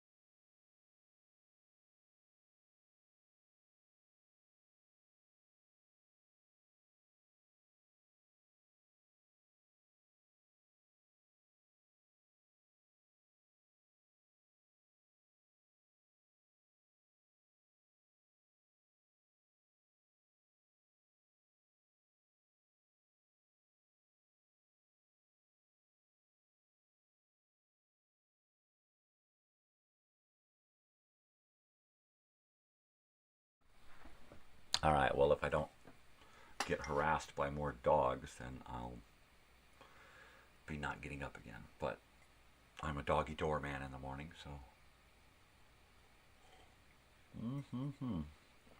Arg. Yeah, and that is me wobbling by the camera there. I just looked over and saw my monitor. It's a few seconds behind, so I got to look up and see me wobbling past the camera. Yeah, my house, my floor is like, it's just wonky. It's bouncy, it's wonky, it's bowed. The weight of my house, the weight of the stuff in the house is pushing the floor down, pulling the ceiling down with it. It's just horrible. But with the price of homes out here being upwards of $500,000, $250,000 for a piece of crap, right? We decided to go with a real piece of shit and only spend a couple $1,000s, right? We literally bought this thing for a song, and the best part is that we're not making mortgage payments. We're not, in this big giant hole. A couple of $1,000s got us into this place, and a few $100s a month keeps us here. And that is basic. That is Spartan. And you know what? I could use a lot more space for stuff, but we have everything we need here. We have a life. Everybody has all their stuff. We have everything that we need to live. And that's pretty much all you need. And by keeping everything so basic and keeping everything limited, our expenses are also low and limited and Spartan, which makes it easy to save, makes it easy to get by from month to month, and makes it easy to plan for the future. But eventually we'll probably, I don't think I want to invest a lot of money into this place. I don't think it's worth investing a whole lot of money into something that's not going to eventually pay off. I mean, we will double our money when we sell this place. I would like to get 10 times as much or 20 times as much as we put into this. And with the price of housing out here, it's very easy to get that for a mobile. It's easy to get $100,000 for a mobile out here in a mobile home park, provided the mobile home is worth it. So there may come a time where I'm going to say, okay, let's fix this place up so we can get some money when we sell it. Fixing it up to live in, not so much. A little bit here and there, so that when we get to where we want to sell it, maybe by then it's worth, what it should be worth. The yard alone here in the mobile home park, the yard that I built alone, is worth thousands of dollars with the the outbuilding, the laundry shed that I built. So, the mobile home plus the yard already is, 5 times or more what we paid for it. But I would like to eventually get 10 to 20 times what we paid for this place, which means we're going to have to invest in it. Ain't going to be me doing the work. Not this late in life, but at some point, maybe get a couple of guys over here to help me do some stuff, to make this place worthy. Yeah.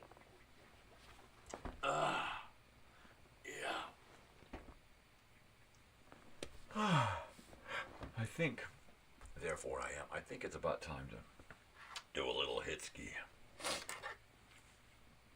Because my neck is fucking killing me.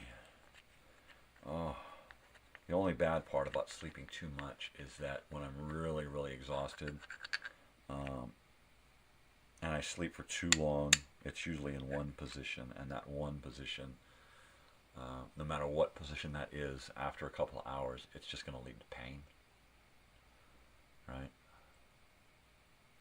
And I have like a few different positions that I can sleep in comfortably.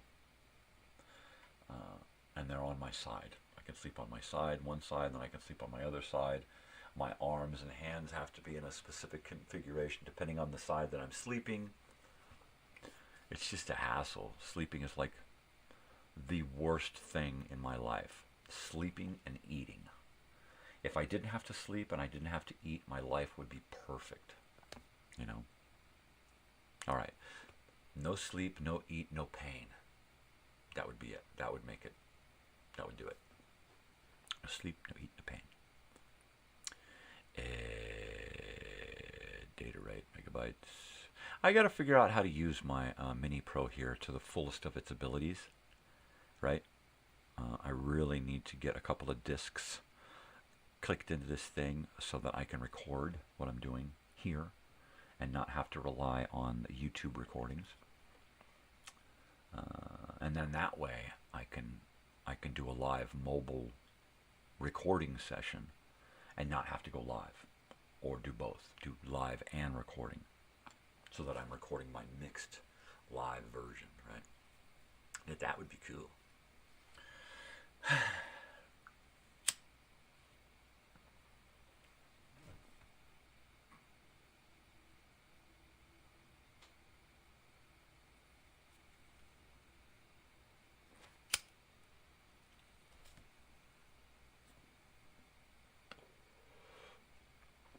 Yeah.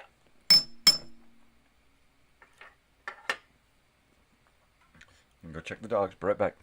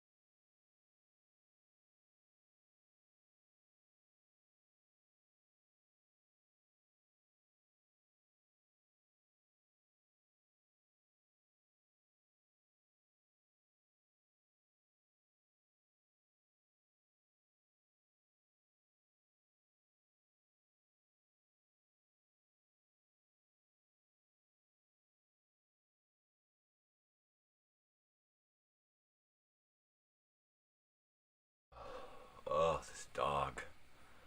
I don't have any food for you. There's kibble. You're too late. I ate my cereal bar, man. Don't give me that face. Don't give me that face. I don't have anything for you. I don't have anything. Clean your face. Where's Sam? Sam should be in charge of cleaning you up, man. I'm sorry. I'm sorry, little guy. Oh, there he is. There's the little guy. There's a little guy. Who's a little tough guy? Who's a little tough guy? Huh? I don't have no kibble. I don't have no cereal bar. Hi. Yes, we'll take you out today and get those nails trimmed. Okay? The girls can go out and do that when they wake up. Yeah.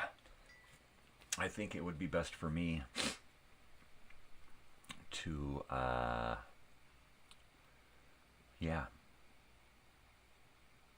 to get a nap early today.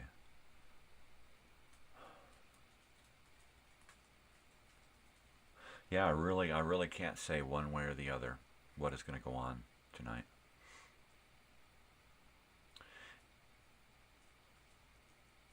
The most of me wants to just get out there early, like at 5 o'clock, right? And be out there waiting with my records.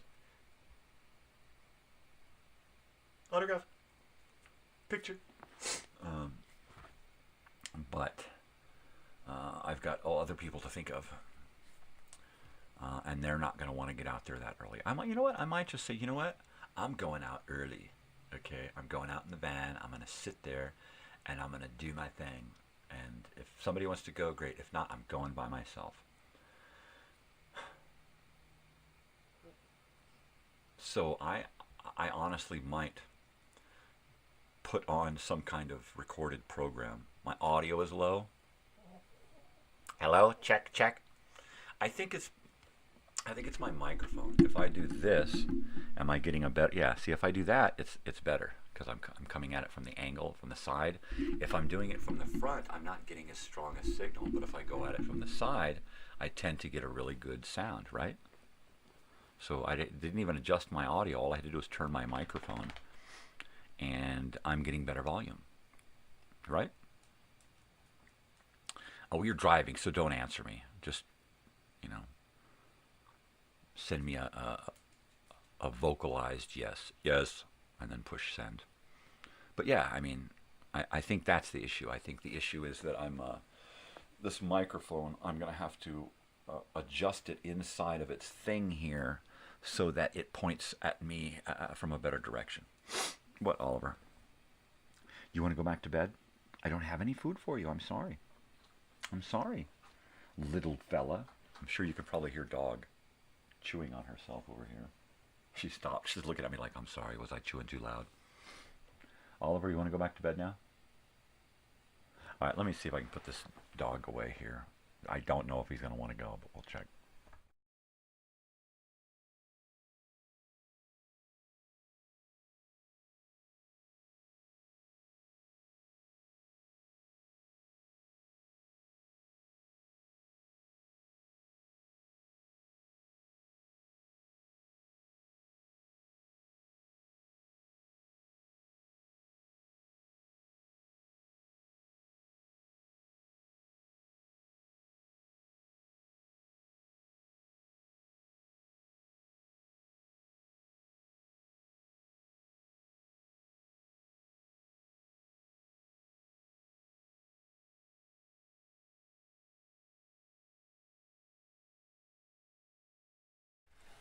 Well, I lost track of a dog. I think he's under a blanket or outside.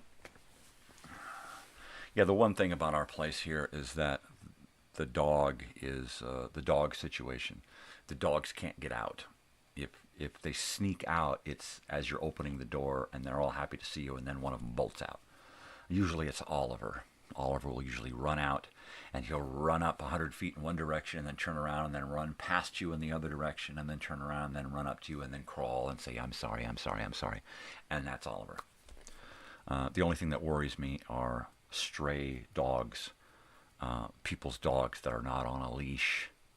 And then, all they see is, a target running by, and then will dive on my little dog.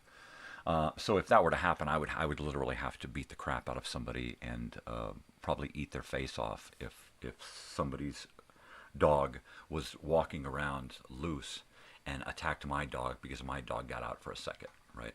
That would destroy me, and I would probably have to destroy somebody else, and I'd wind up in prison or the morgue. because yeah, I don't go for that.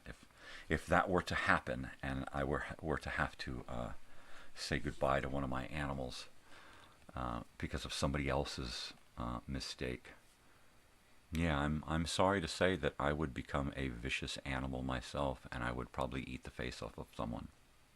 That's it. I would wind up in prison,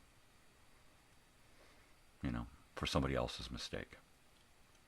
And I would have to then pay for somebody else's mistake by forcing them to pay with portions of themselves or even their life. And that's just the way it is, We need to let natural selection happen on this fucking planet. I'm sick of being surrounded by fucking morons. Really, I am. If someone is too stupid to fucking make it, they need to fall to the side and let others have room to fucking breathe. Right? If you're too fucking dumb for words, you should not be fucking... How dare you make a decision and judge people and decide who should live and die? Well, you know what? If the people who are making these stupid fucking people, the baby machines, had any way to meter themselves, and not have 8 fucking kids, 20 fucking kids, then I wouldn't have to be this guy. I wouldn't have to say, you put a fucking cork in it, people. Stop procreating for the sake of procreating. The Bible said go forth and be fruitful and multiply back when there was a handful of people on the planet, all right? There's upwards of 9 billion people on this fucking planet, right? We don't need any more idiots. We don't need families of fucking morons breeding families of fucking morons for the sake of religion. No, I'm over it. That's religical, all right? There's religion and there's religical. There's religious and then there's fucking fanatics, zealots, to take everything word for word as fact. That's not the way it is, people. That's not the way it is. And if you're not going to see that, then all you're doing is wasting space, wasting air, wasting, valuable resources, My daughter would have had an easier time with everything, even though she's nailed it, right? How much easier would it have been had she not been in competition with fucking morons? How easier or harder or better would it have been for her had she not have to have been in competition with fucking idiots? Or have the whole system revolve around the fact that most people are idiots and we have to help them out. We have to dumb down our programs, not smarten our people. People graduate from high school and they get out there in the world and they're fucking morons.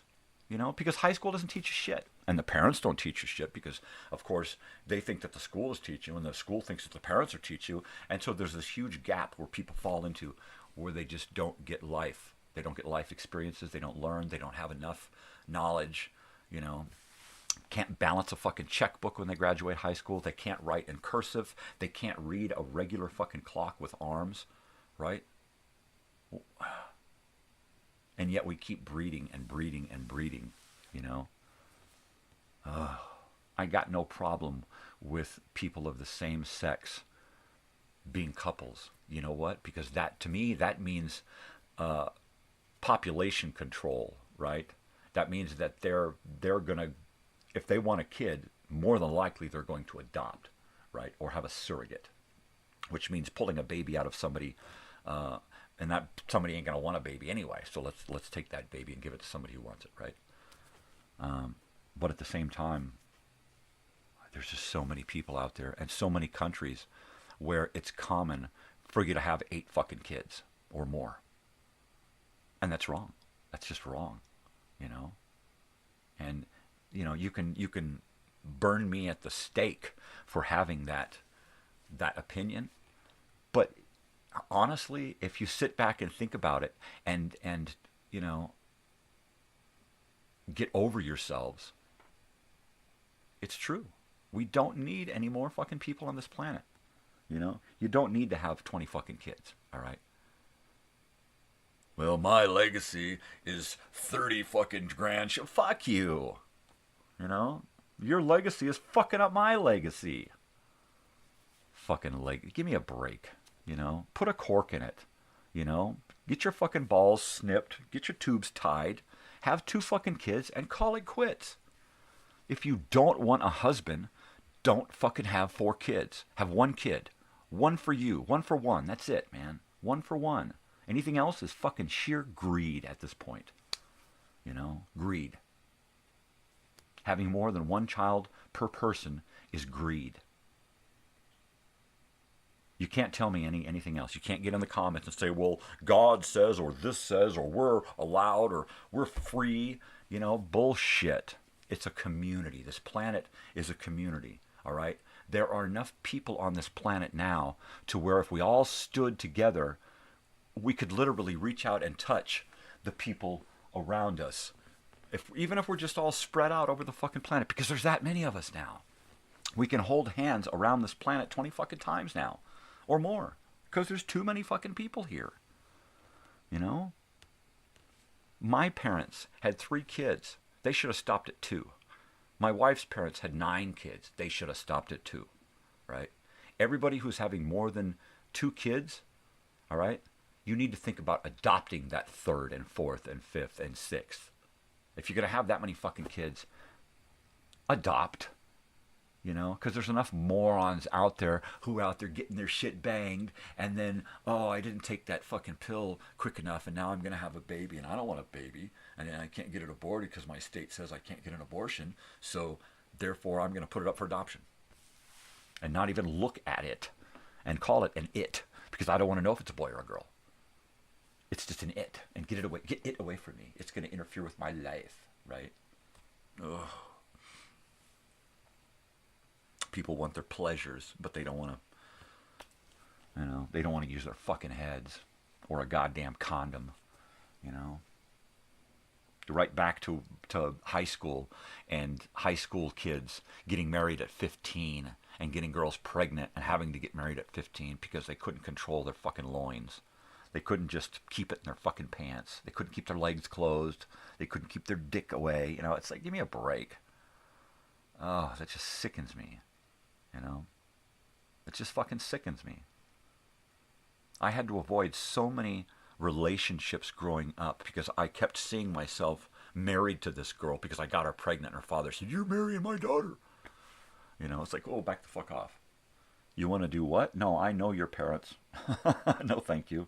I know what your mother looks like. I know what your dad looks like. I know what the kids are going to look like. No thanks. No, thank you. You know. I know how you were raised. I know what kind of person you are. Do I want you raising my children or even be my kid's mother? Fuck no. You know, it took me a decade past that to where I could find a woman that I could trust having as a parent, as a partner, right?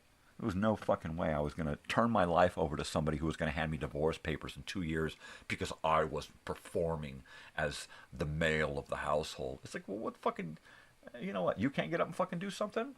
You can't get up and get a good fucking job? I got to be responsible for your fucking fat ass and the 4 fucking kids that I didn't want in the first place? Fuck that. You know, if I had gotten, what I saw getting married in the 80s is me being divorced in the 90s, right? And never having a chance to see my kids. That's what I saw looking at my future from the 80s. So anytime I got close to that end, you know, kids and a wife and all, it was like, fuck that, I'm gone. I don't want that. I saw what it did to my parents and all of my friends' parents. Very few families that I knew were whole families or whole and functioning families. You know, stepdads and stepmoms and deadbeat dads and deadbeat moms and, you know, kids living with grandma and, you know, kids being raised by their aunts and uncles. It's like, fuck, you know, do I want that? No. Is that what's going to happen to me if I get married early? Yeah. I'm going to have kids that I'm not going to know. I'm going to be divorced from a wife that hates me because I didn't perform like a husband. You know, fuck that. You know, because I didn't go out and get the perfect job. You know, or you had to have a part-time job to help pay for the mortgage, or your new car that you wanted to have, but I'm supposed to pay for. No. I'm in a relationship now that's reciprocal, it's balanced, it's even, it's equal, there's give and take. You know, we don't keep a scorecard.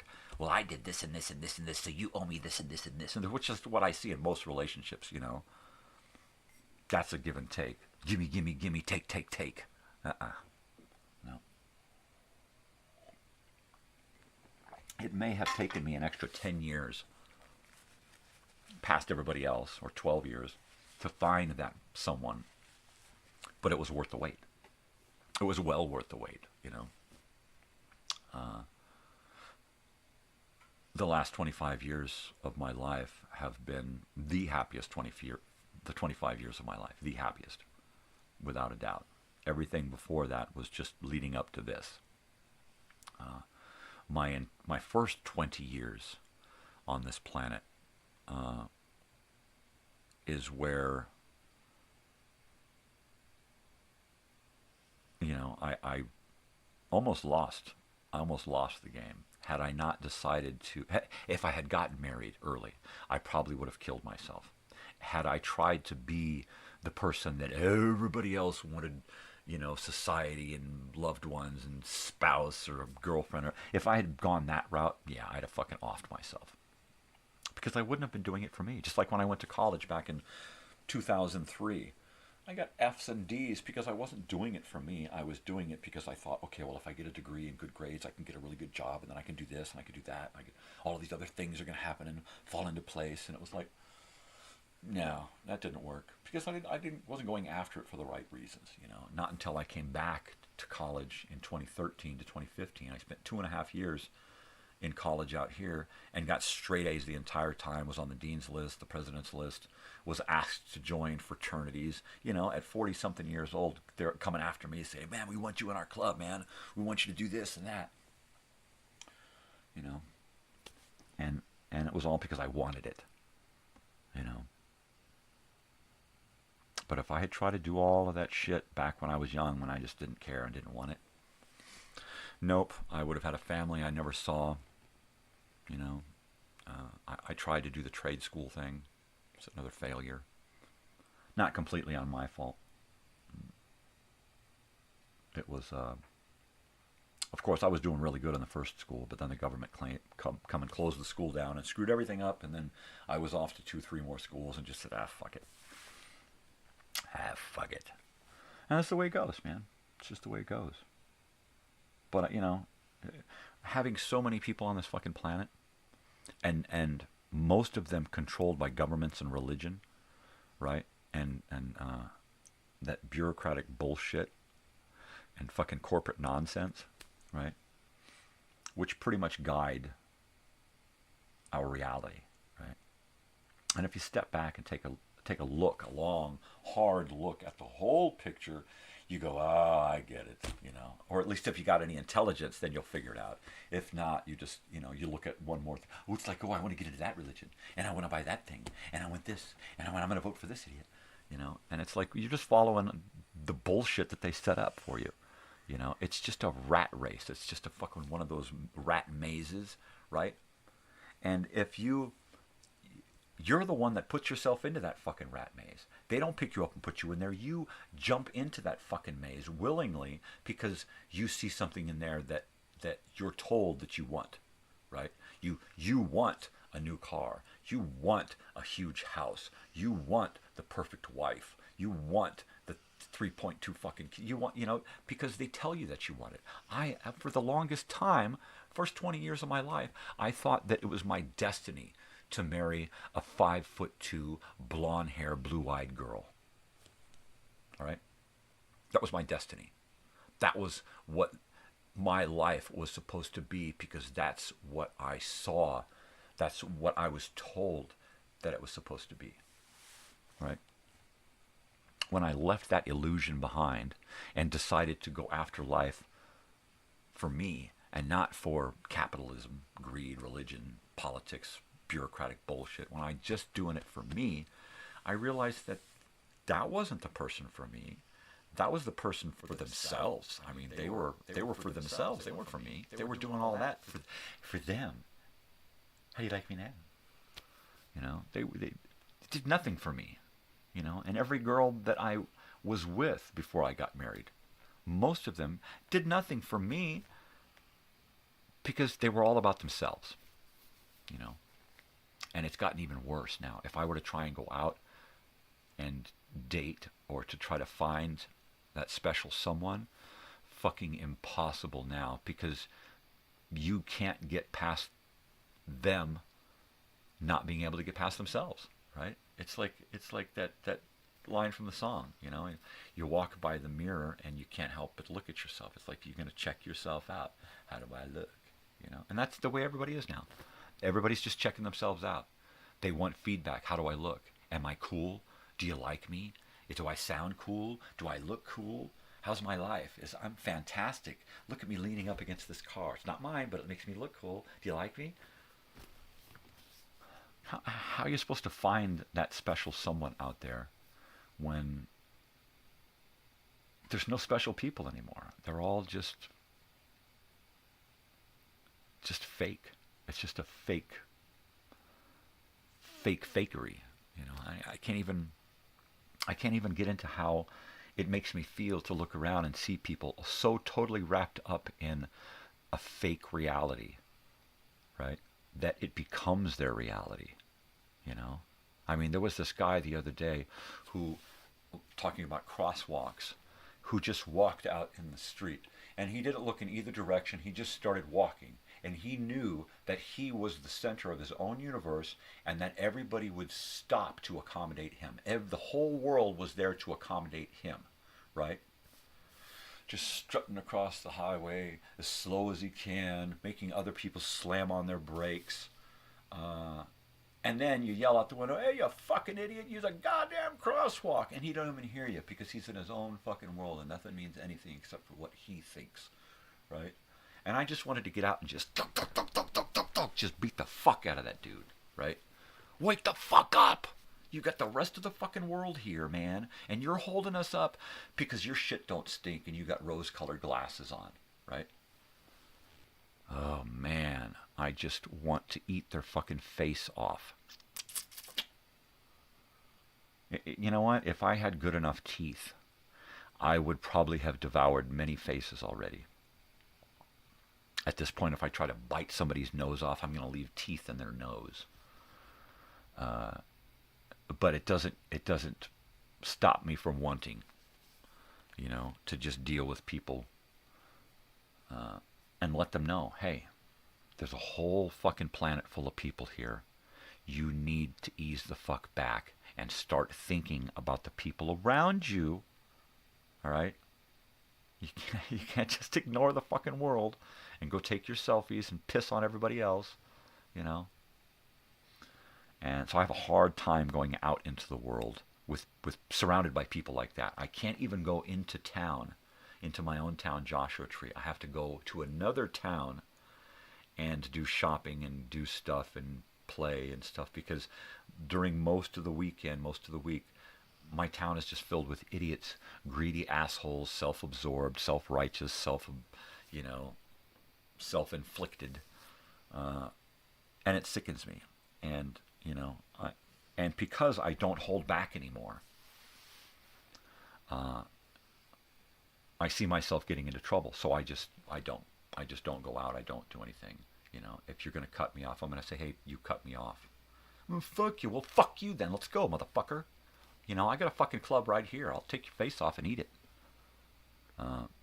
So I don't do that. I don't go out into the public because I know that it's going to lead to confrontation. I know that I'm going to go out in the best of moods and somebody is going to reach across to my face in the grocery market and say, sorry, as they have to grab that fucking box of instant carnation fucking hot chocolate. Right? They got to have it, but they can't wait until I continue my one step to get past it. They have to cut in front of me and reach in front of my face, slow my progress, stop me in my place. And then they'll say, sorry. So, you know, or cut me off, you know, or just be a fucking dick. And then I can't hold back anymore. If you're an asshole, hey, guess what? You're an asshole. What? Yeah, you're an asshole. Who dare you? Fuck you. You know what? Prove you're a fucking asshole. Prove you're not an asshole. You got your fucking opportunity. Fuck you. Yeah. So I didn't go out last night. I'm sure had I gone out last night, after going out 3 nights in a row, and the third night, you know, there was nobody around. There was literally nobody around to piss me off. And I knew that had I gone out last night, there would have been 100 people out there, and somebody would have pissed me off. And I would have had to decide, you know what, do I let them know that they're an idiot? Or do I just internalize it and let it build? And I hate doing that anymore. That led to decades of fucking depression, stress, anxiety. You know, so usually I'm confronted with having to make that decision. Do I let them know, or do I just suck it up and then I have to live with that? No, I don't do that anymore. I just let them. Hey, you know, that was really rude of what you did. Yeah, so what? Well, then fuck you, motherfucker. Let's step the fuck outside. You know, I'll take my spindly little ass and fucking crawl all up and down you and fucking eat your fucking face. You know, and what people don't realize is that I'm at the point now to where I just don't give a fuck, right? I just don't give a fuck. And other people don't realize that I'm at the end of my limit, right? And they're just like right in the throes of their arrogant fucking bullshit, right? So they don't understand that when they're just going and pushing on somebody, that somebody might actually push back with equal or greater force, right? And they're not going to expect it when I flip out on them. They're going to think, yeah, well, I get away with doing this shit all the time because my shit don't stink and my rose-colored glasses are so fucking red, you know. And they don't realize that at some point they're going to be confronted by somebody who's not willing to take their bullshit, right? And is just going to let them know right then, look, no, you're not getting away with it. You may get away with it with the last fucking million people you dealt with, but it stops here. You can't do that. I don't care what you think you can get away with. You can't. Not in my fucking world. No. And that pisses people off when they, what do you mean I can't be an asshole to everybody? But I'm an asshole to everybody. My family loves me. They love the way I'm an asshole. Fuck you. Like that comedian Ryan, you know, who wants to get up and just be an asshole and expect people to laugh at him because his drinking buddies and family laugh at his bullshit, right? Nah, ain't gonna happen here. Yeah, so I'm like right there, you know. I'm always right fucking there, you know. And I don't want to be there. I don't want to be pushed to that limit every time I fucking go out. You know, what are you gonna do? What are you gonna fucking do? Not go out. So, no, the thing is to just keep a club, right? Keep a club. Keep some kind of equalizer around so that when it comes to that and somebody who's bigger and tougher and stronger thinks that they can just bully their way through and be an asshole and fuck you, you know, what are you going to do about it, motherfucker? Then they're picking up their teeth off the ground. You know, going, oh, I guess that's what you're going to do about it. Because I'm not going to fucking hold back. I'm going to reach into my car. I'm going to come out. I'm going to just start whacking the fuck out of them until it's over, you know. And I'm not a violent person. I don't condone violence. I'm not into violence, you know. But people push me so far that that's what I want to do, you know. Is it ever going to reach that point? I hope not. I hope not. I really hope not, because I don't want to go there, you know. But will I? Oh, hell yeah. I'll go there in a fucking heartbeat. You know, because I'm over dealing with fucking assholes and idiots and morons, mouth-breathing, slack-jawed fucking idiots. You know? And they're everywhere now. 99.9% of this fucking planet now are fucking mouth breathers. You know? Just people who have no fucking clue unless they're told.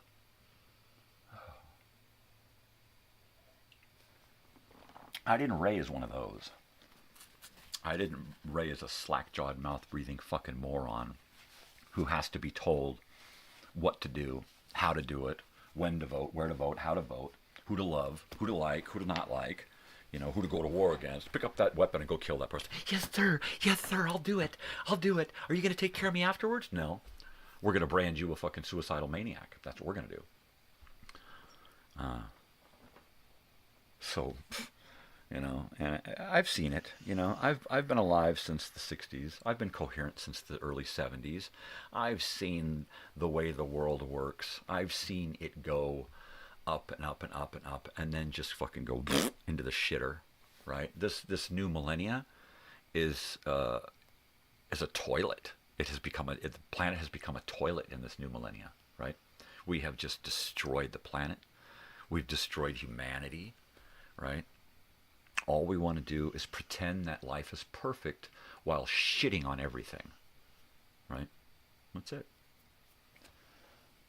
Oh, and it sickens me. It sickens me every time I have to go out into the world. I don't even watch regular TV anymore because it sickens me to have to look at these people, these fake fucking people. I mean, to see that Jennifer Lopez commercial about her new movie thing on fucking Amazon or whatever.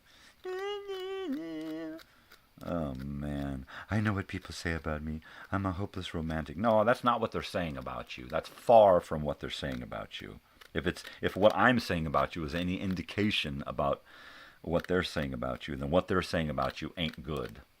And it ain't that, hopeless romantic bullshit. It's, we want big-butted Jennifer back. We want J-Lo, Jenny from the fucking hood.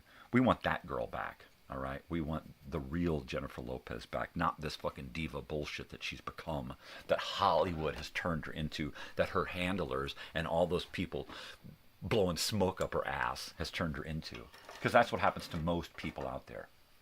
Most of these actors and actresses and artists and stuff start believing the hype, right? And then they turn into these useless pieces of shit in Hollywood, right? And then so many people just get used to being told that this is what you have to like, that after a while that's what they like. They got no choice. They're told that's what they like, so that's what they like. If you're white, you got to like these artists. If you're black, you got to like these artists. If you're country, you got to like these artists, right? That's the way it is nowadays. There's no in-betweens, It's like, if I like something, it's because I like it. It's not because the media has told me to like it or the radio station has played it 1,000 times. Because I don't listen to the fucking radio anymore anyway. I don't watch cable television. I don't watch any kind of TV with commercials or people telling me what to buy. I don't even watch news shows because the news shows are telling me what to buy and what to look like and how to act and what social media platform to fucking join and yada yada fucking bullshit. So I don't even fucking go there anymore. I watch old shit because the old shit is more about me. The new shit, it's about turning people into garbage. And they don't have far to go now. They really don't. Because like from birth, nowadays parents just hand their kids a fucking screen and walk off. And then if the kids want something from the parent, don't bother me now, I'm on my screen. I saw this lady walking around with her little kid in tow, a little 2-year-old fucking kid, 2, maybe 3 years old, in tow, having a phone in their hand as big as they are. And that was the center of their universe. Remember when your mom was the center of your universe when you were a kid? Now it's, Mom, where's my phone? That's the center of my universe. Give me your phone. No, fuck you. Give me that phone. No. You do this. You create this problem. The problem of your kid not wanting to put down the phone. Because from birth, that's what you put in their face. My daughter was in junior high before she had a screen, right? And it was because life had changed and she needed to be able to communicate with us on a regular basis. It's like, am I going to be taking the bus today or going here, or are you picking me up? Call me. That's why she got a phone. Now, yeah, the phone is a big part of her life, right? But it became that because of the pandemic, and her only ability to communicate with her friends was that device, right? And that's the main thing that she uses that device for is communication, which is great because that's what it's designed for. It's communication, schoolwork, and music. The 3 things that she uses that phone for the most. That's it. If she had learned lessons differently from us, the phone would be social media, TikTok, showing her coochie on the fucking video all the time, and doing strip teases for her friends. I mean, that's pretty much what I see that people using their fucking phones for nowadays. Social media perversion, you know. Self-delusion, right? Everything that we do and take pictures of is reality, you know. We don't fucking, oh no, get a better camera angle because we don't want people to see that our reality is fucking real. I mean, give me a fucking break. No, let's go stand in front of this car because then they'll think that car is ours, or we rented that car. Look what the car we drive it. Give me a fucking break.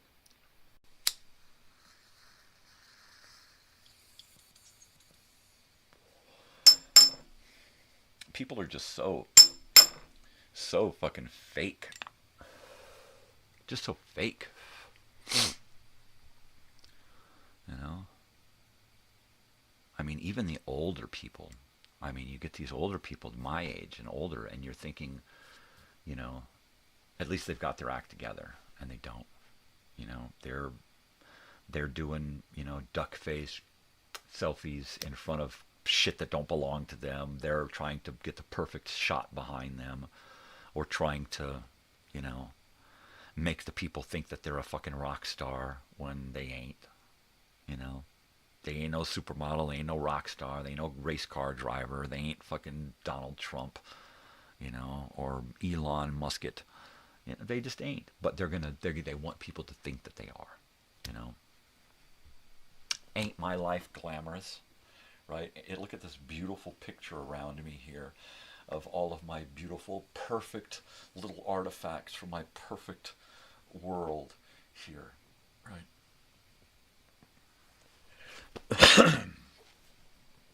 The minute I start lying about my own reality is the minute I'm going to start monetizing my YouTube channel. All right?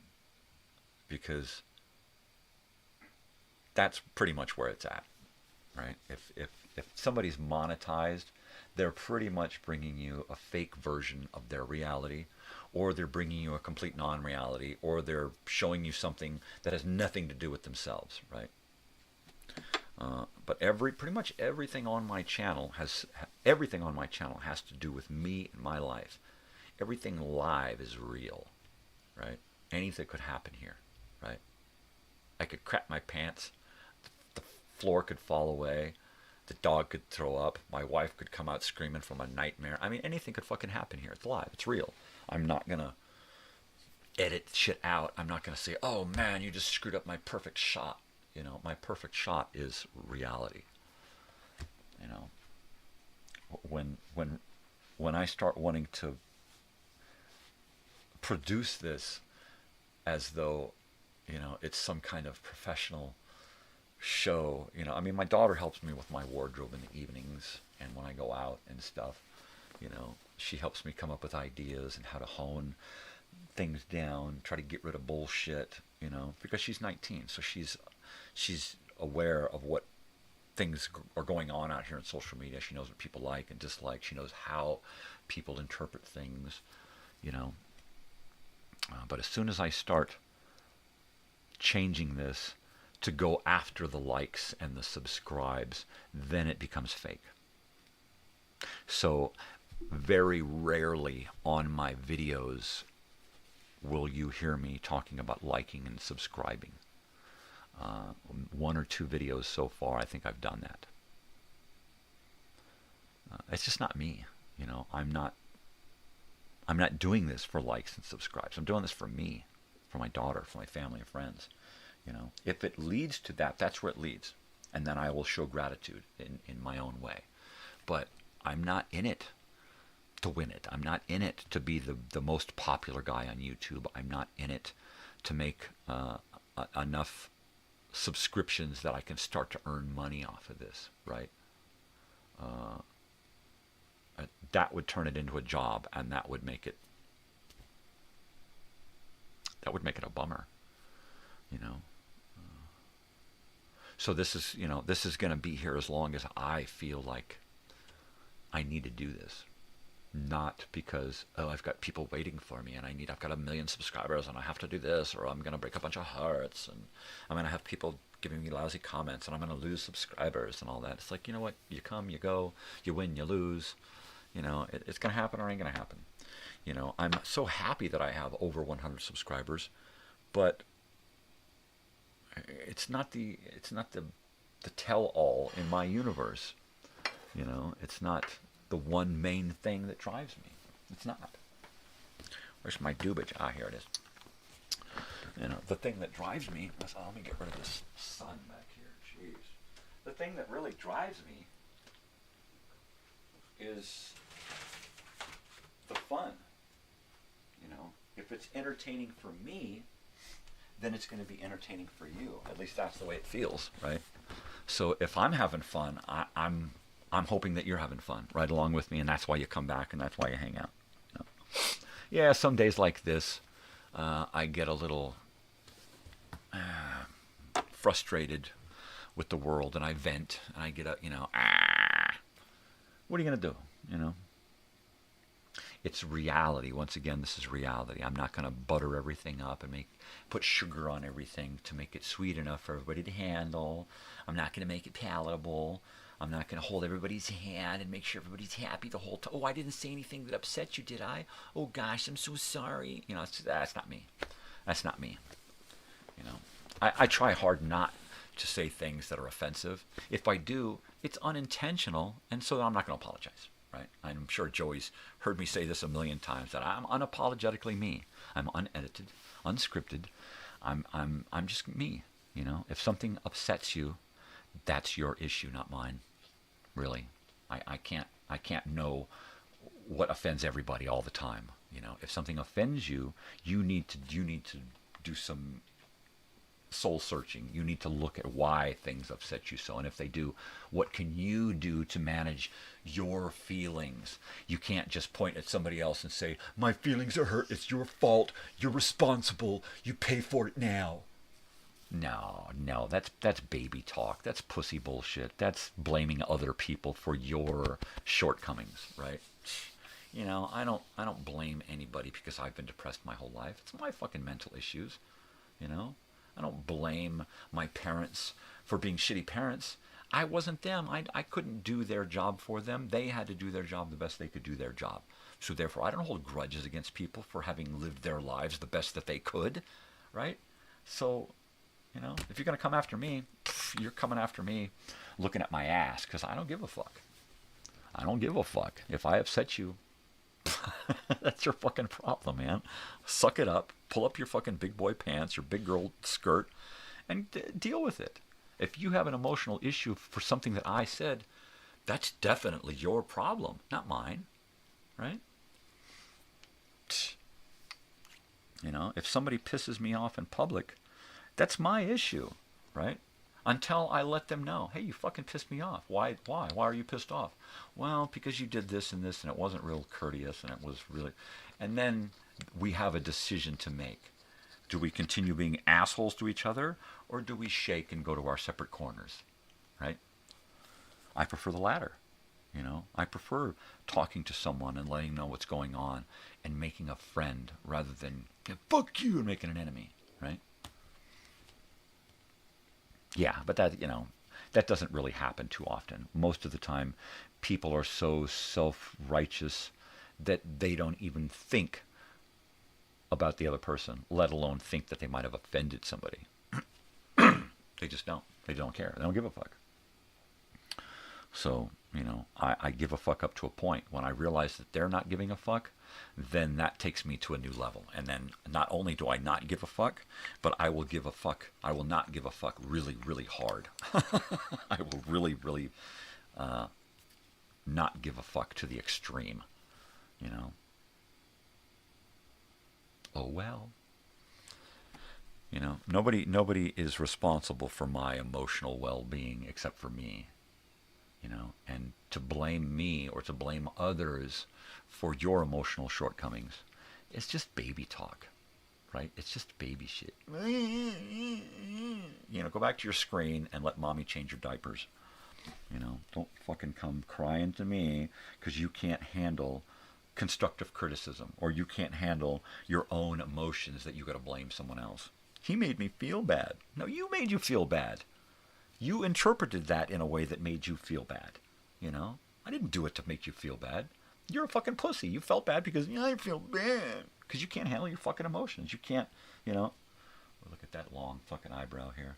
That kept curling down into my eye. So, if that's the issue, that's your fucking issue. Go cry to mama. Go fix yourself. Don't just point at somebody and go, ah.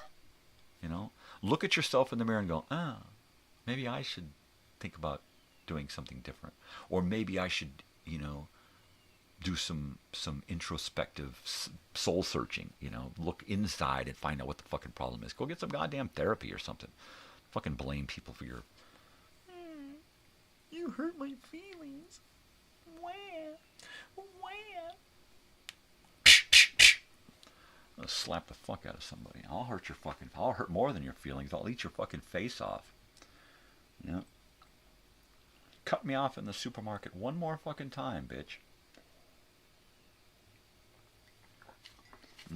Because your kid is going to look up at you and go, that guy was right, Mommy. You weren't really nice. Right? And they're going to know. And if you're not out in the world doing things with the idea of your family and your most precious loved ones watching everything that you do, right? If you can do those things, knowing full well that those are the lessons you're teaching your loved ones, fuck you, shame on you. If you go through everything I do, right, I try to imagine, how is this going to teach my daughter? How is this going to affect my wife and family? How are they going to look at me if I do it this way or if I do it that way, right? And that's one of those lessons that I was taught growing up, that if you're going to do something, make sure that you're not just doing it for you, but you're doing it for those around you and those that you care for and those that care for you, because they are going to see you in that light, right? They're always going to see you in the light that you shed upon yourself. And if you shed the light of being an asshole, then you're going to raise a bunch of fucking assholes. You're going to have an asshole wife. You're going to have an asshole fucking family. You're going to have a dog that's an asshole because you're a fucking asshole. So put a mirror to your fucking self every time you're doing something, right? Every time you're doing something. Look at yourself when you're doing it. If you make yourself sick, then stop fucking doing it. If you imagine that your kids are looking up at you going, Daddy, why did you do that? Well, then don't fucking do it. Don't pick that up and put it in your pocket if it don't belong to you. Because that's what you're teaching your kid. That if nobody's watching, it's okay to put that in your pocket, right? Those are the lessons that I was taught. I had to teach myself the opposite of the lessons that I was taught. There's nobody around. It's okay to jump that fence and grab a bunch of pumpkins and throw them in the van and steal them and take them home and then feel guilty about carving up the stolen pumpkin. This is a really nice pumpkin, man. Did we really have to steal it? It would have only cost us, $1. So yeah, I had to learn lessons by example, This is what Mom and Dad did, so don't do that. This is what other people are doing. It don't feel right. If it don't feel right, you're going to know it because you ain't going to feel right while you're doing it. If you get that feeling while you're doing it, don't fucking do it, You get that adrenaline rush, that nervousness when you're out doing something that you're not supposed to be doing. That's your internal mechanisms telling you, don't fucking do it, right? That adrenaline rush is your mind and your body saying, you're not supposed to be doing this. This is wrong. But people don't. They get off on that rush. It's like, yeah, I want to do something bad again because I got my blood pumping. Oh, I hate those fucking people. Let's go out and do something crazy. Yeah, you go right ahead, nut job. Just fucking go right ahead. I left those people a long fucking time. In fact, I had to have a huge gap in my life with no fucking friends because every single one of my friends was going down a road that I did not want to go down. Speed, drugs, alcoholism, sex, weirdness. I just no. I'd rather be homeless and alone than have to watch me follow my friends into oblivion. There are enough of my friends that are gone. Here, but gone. Because they just walked into oblivion. And they keep, every once in a while they'll come back and you can see them coming through the dark curtains of oblivion and wanting to reach out and pull you in with them. And it's like, get the fuck away from me, you freak, you fucking psycho. I mean, I had the opportunity to give one of my oldest, dearest friends a helping hand, and all they wanted to do was chew on it and try to fucking eat it. And it's like, give me a fucking break, You can't fucking help yourself. What am I doing trying to help you? You don't even want to fucking help. You just want to wallow in your fucking disgusting, past. Stay there. Go back. Wallow in that. But don't fucking bring me down, and don't expect me to help you out if you don't want to come out. Don't say that you want help if you don't really want help. Yeah. What a horrible thing it is. What a horrible thing it is when you listen to yourself and yourself is telling you to do the wrong fucking things all the time. And that was probably the first 20 years of my life, right? All of the lessons that I had learned were telling me to do the wrong things all the time. And every time I was confronted with the opportunity to make a positive decision, I would make a negative decision. And I realized that all that negative decisions, the bad decisions, were taking me to a bad place, And then I was surrounded by people who wanted to take me to a bad place with them so they didn't have to be alone in that bad place. Pfft. Yeah. And that's no way to have a relationship with somebody. Any kind of relationship, And there was a huge part of my life where I just had to be without anyone, because everything that I saw in everyone just sucked. It's just horrible, And yeah, a lot of that is because all I could focus on was the horrible, being in a depressed state all the time. And then when you take yourself out of the mix and you don't have any friends and you don't communicate, you don't go out, you don't do anything, you don't have a loved one, then it becomes really, really dark and lonely place, And I was there until I got married. And then it was like almost 10 years into my marriage where I was still trying to evade that dark place, And then the last 15 years have been increasingly better, right? And the last couple of years, those last 6 months especially, have completely changed my life. So now I'm no longer in that dark place. I don't even know how to get back to that dark place. I'm sure it's there. It's calling me. That's my new phone. I finally got my daughter's iPhone hooked up. So I don't know how to use it. It keeps doing things and telling me things, and I don't know how to go. This is my old phone, and I still use this for YouTube and social media and doing stuff around the house. Because it still works on the internet and on a Wi-Fi signal. So I still use it. I'm going to be using my iPhone more and more as I get to learn it. My daughter's going to come out this evening and kind of give me a little course on how to activate it and how to use things. But I got a new phone, which means I've got a better camera, more storage, different applications that I can use and stuff. So that's going to be neat. It's just another learning curve. I've got another piece of technology here that I don't really know how to use. I don't really know how to use my laptops. I mean, I do, but I don't know everything. This audio video mixer, I know next to nothing about it. I know how to plug it in, turn it on, put stuff in, and push buttons, but I don't know how to use the different effects that it's got to the best of my ability. Because my ability sucks right now. But that iPhone, that should open up a whole new thing with the live streaming and the recording of video, and that'll really enhance my video ability. Crap. That's it for the coffee. I'm hesitant about drinking more because I'm in the last hour, and if I hold off, then maybe I can crawl back into bed here in the next couple of hours and try to get some sleep before this evening. last minute booking bullshit. Yeah. It's not my job.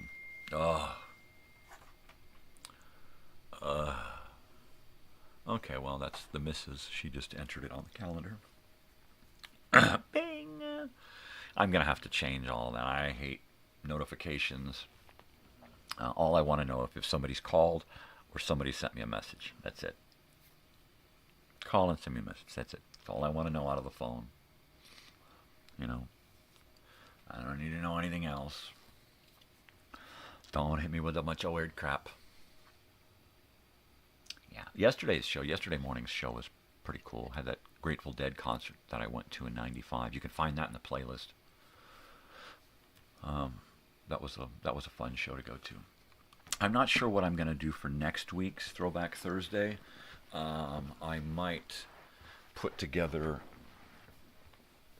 another concert, maybe a more recent concert, one from last year. My daughter has a habit of recording a lot of the stuff that she goes to see. The first year of concerts, she recorded pretty much everything. She's kind of laid back now. She only recorded a little bit of the Psychedelic Furs. I'm hoping that I can get her to record some of Tonight. I really would like to get some of Starcrawler on video. I'd like to get me with Starcrawler in a photograph. Yeah, that would be great. I would give myself a backache if I could hold up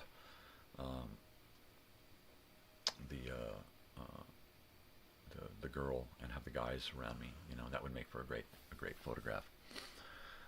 Arrow DeWild, and the gang. I'm horrible with names, so if I screw something up, I'm sorry, man. I'm just not with it. You know, it's unintentional. Ding, ding, ding, ding. Yeah. I get it. It's a phone. It wants to tell me stuff.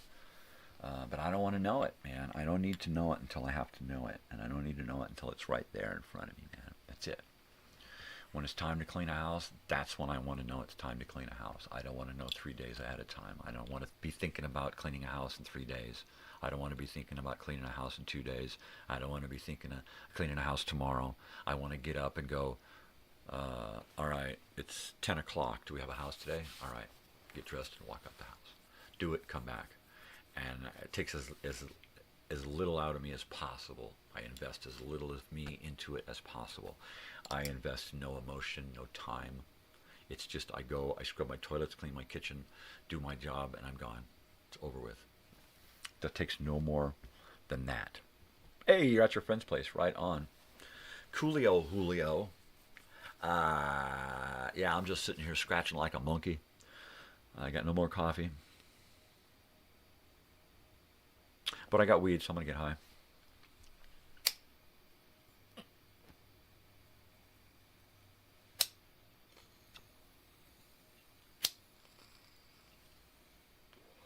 That's kind of a misnomer. I don't really get high anymore. I don't. Very seldom do I get a buzz off of this shit anymore. I mean, mainly because the reason I'm smoking now, at this point in my life, is for pain. That's the main reason. Pain. I guess the next one would be for sleep, to try to get some good sleep. Get a good buzz on, go lay down, try to pass out for a good couple of hours. With the pain and other issues, it's hard to get good sleep. So the marijuana helps. Do I smoke marijuana all the time? No. I smoke a lot in the mornings because I wake up with pain. As the day progresses, the pain doesn't diminish, but my ability to adjust to dealing with the pain, right, increases. I'm able to handle it better. I still feel the pain, but I'm able to push it aside and go on with my day, and most of the time just kind of not focus on it. You know, the smoking of the weed doesn't kill the pain so much as it just kind of separates the pain and the emotion from the whole head thing, right? It's there, I know it's there, I can feel it, but I'm not so concerned with it, right? So every once in a while, I will actually get a buzz off of marijuana. But there's a huge part of my day, like if I'm sitting here editing video, I won't smoke for 3 or 4 hours during that. And if I do, it's maybe a hit once every hour or two, right? And that's just because I've already dealt with the pain. I'm in a place where I'm kind of separated from the pain, you know, and I'm feeling a creative buzz, which is a different than like a marijuana high. So I'm feeling a creative buzz, which just helps me to focus on what I'm doing and forget about continue to be separated from the pain. Yeah, it's not always that way. Sometimes the pain is so great that I just have to smoke a lot and go lay down. And then I can't lay down. I have to like lay sitting up, propped up into a bunch of pillows with my neck, you know, completely stabilized in one area. And then I can just kind of pass out in one position for an hour. If I try to lay down in pain on my side, then I wake up with a horrible neck ache, which has been happening lately because I've been going in trying to get sleep, which puts me on my side. And if my pillow isn't adjusted correctly, then my neck isn't even. You know, it's like, who cares? You know, hey, dude, peace. Take care. Have fun with your friends. Stop by this evening and see what's going on. I may or may not be here. But I will definitely try to take some video from tonight. Totally, man. Let's take it easy. Take it easy, man. Yeah, you see Jacob. Tell him I said hi, man. Is that what his name was, Jacob? Yeah, I think so. All right. Peace. So yeah, I've got about another 45 minutes or so left here. And I think I'm just going to continue to go because I haven't had a chance to do this all week. Most of the week I've been playing stuff, movies, shows. So it's been a lot of fun. But it, you know, doesn't give me much time to talk. And the whole purpose of this is to allow me to vent, get things out. Well, it looks like there's still somebody there. I don't know who it is. There's somebody's hanging out. Yeah. But it's just us now. So if you want to say hi.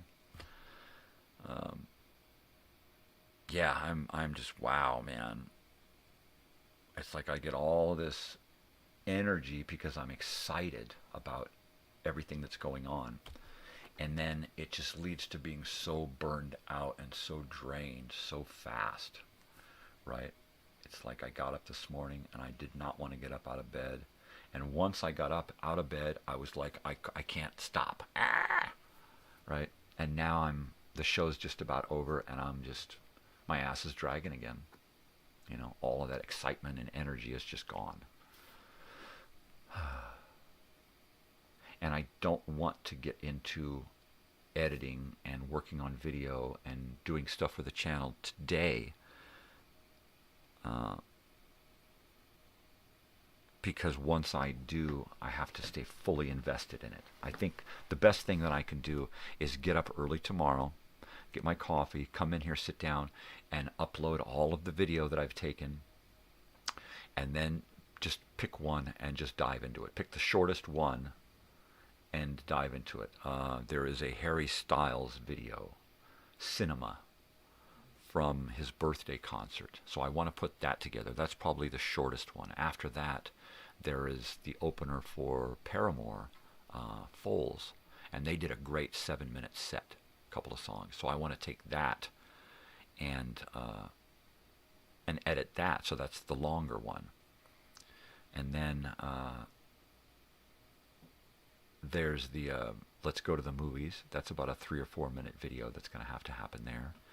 All of the stuff that we did Wednesday night, or the stuff that they did that I recorded, that's going to make a good 20 or 30 minute video there, right?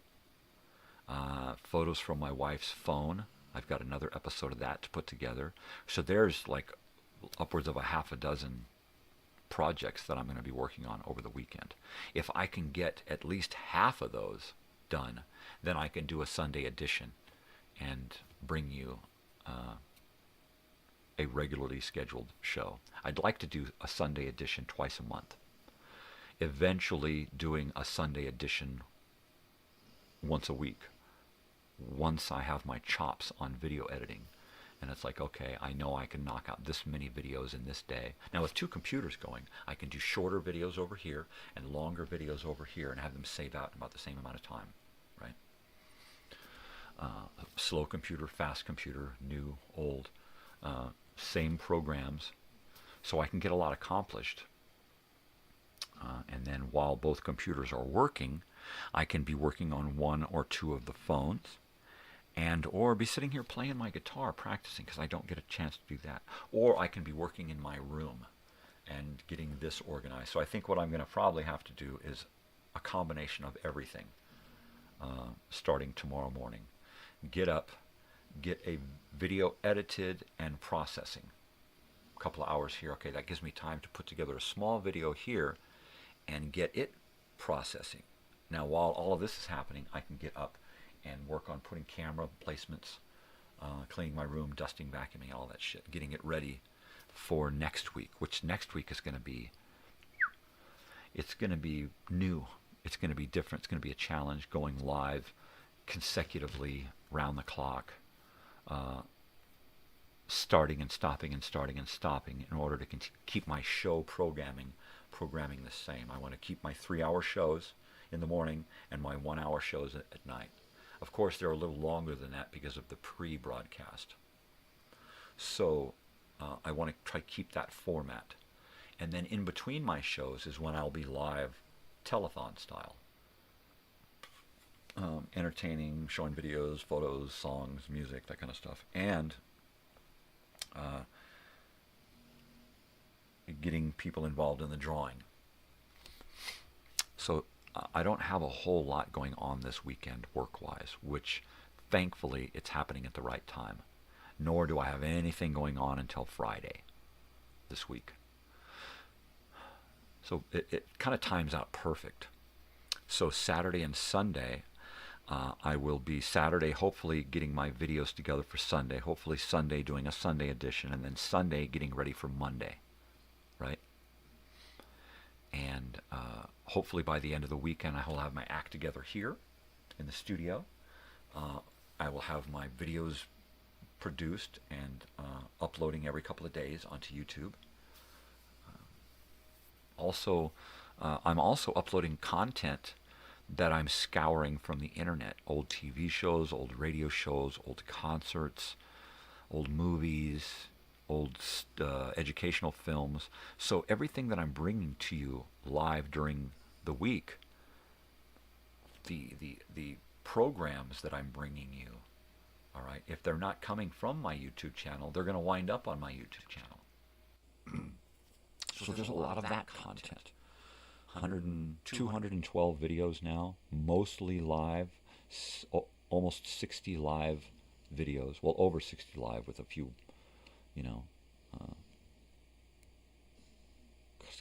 upwards of 100 live videos with my live mobile stuff that I've done, right? So there's a lot. Plus, all the other videos. There's just tons and tons of shit to look at. I am amazed at how much stuff has made it to my channel. I didn't think that I could produce that much stuff, a lot of it is, produced by me, created by me. There's a huge chunk of it that is material that I've taken and then processed into elements and content for my channel, right? But I've had my fingers in all of it. Even if it's just me pushing the live button and holding a camera. It's my hand, my phone. But mostly my stuff is produced.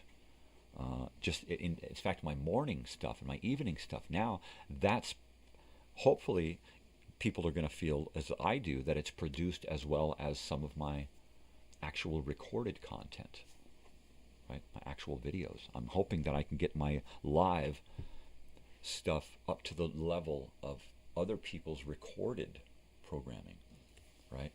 With my opening themes and previews and music and sound effects and and graphics and other content going on, and the ability to switch around with cameras and mics and add and subtract and do all kinds of stuff, you know. So hopefully the viewers are picking up on this and feeling like my channel is actually becoming a real live YouTube channel, you know. But more than that, a broadcast channel, a channel rather than just a place where somebody uploads random videos, a place with actual daily, weekly programming, which is what I want. I want there to be a schedule, like you look into my own TV guide and see what's going on this week. That's what I want. I want people to expect something and then get there and know that they're going to get that. You know, they want to show up on every weeknight to listen to that old-timey music, and they want something new. They want something they've heard before. They want something funny. They want to be asked a question. They want to, you know, they want to be there, and they expect things to be there, and that's programming, you know. So my programming will hopefully get to the point to where most of each day is filled with some kind of uploaded programming, live or otherwise, you know. And it may take me working with others to get to that level, right? I would love to be able to do the news and be able to bring you news from other parts of the world with people on video chat, right? It's like, okay, let's go to Robert in Oregon and we're going to check on the situation there. Robert? Right? Let's go to my friend in Mississippi. Let's go to my friend in Idaho. Let's go to my friend in Montana, Indiana, Northern California. Let's get everybody stopping by to say, hey, this is what's going on in my neck of the woods. I'd love for Andrew to come on and video chat with me on occasion for 5 or 10 minutes and just to tell me what's going on in his area. What are you into right now? What's going on in the theater? What's the El Dorado Council doing now? What's happening? What do you got your fingers into? What kind of art are you doing? You know, how's the lathe work coming? Are you into that? Are you still lacquering, still doing stuff in resin? I mean, come on, talk to me. You know, what's going on? You know, so I want to talk to different people in different places, and maybe get a specific day of the week, maybe even a Saturday, maybe add another day of programming, a Sunday. You know, let's do a Sunday evening that's more like a news, travel thing, you know. Every Sunday evening, let's join somebody in their hometown and let them show me what's going on, right? Send me some videos so I can put together a little piece and I can upload that, play that first, and then say, okay, now let's go to them, and then bring them in and have them talk and explain what's going on. You know, I mean, that, to me, that says, you know, programming, channel, journalism, reality, you know. I am the network executive here. This is, you know, this is my network. So I want to get others involved, you know. So if you're out there and you've got an idea for something, you want to send me stuff to bring to the channel, or you want to bring me stuff to the channel via a chat or a phone call or something, yeah, let's do that. You know, let's have some kind of community interaction, because the world has become a very, very small place. It really has. With the advent of the internet, telephones, and radio, and all of these things that have changed us over the last 100 years, we've gone from this huge place where you have to take a plane that has to get fuel every so often to now you can just fly around the world in one shot to the other side, right? And not only that, but I can say, hey, what's going on right there? Show me what's going on right there. Hey, what's going on the other side of the planet? Hey, what's going on, dude? You know, everything is so close. You feel like you can just reach out and touch someone. Well, you can now, because they're right there. They're the smartphone. So yeah, I mean, it's a crazy world. It's become a whole lot smaller place. So I think it's going to be a whole lot easier for people to bring me parts of their lives from parts unknown. You know, I would love if Enviced stopped by and decided to video chat me, right? Or anyone from my channel, or any stranger decides, yeah, I want to, you know, come and hang out, you know. And as long as it's stays within the confines of this forum, you know, and doesn't go into parts unknown, then yeah, that would be awesome, you know. And I'd love to get people on here who I could trust to not abuse the privilege of being on live, and you know, not blow it for us. But yeah, to be able to do like,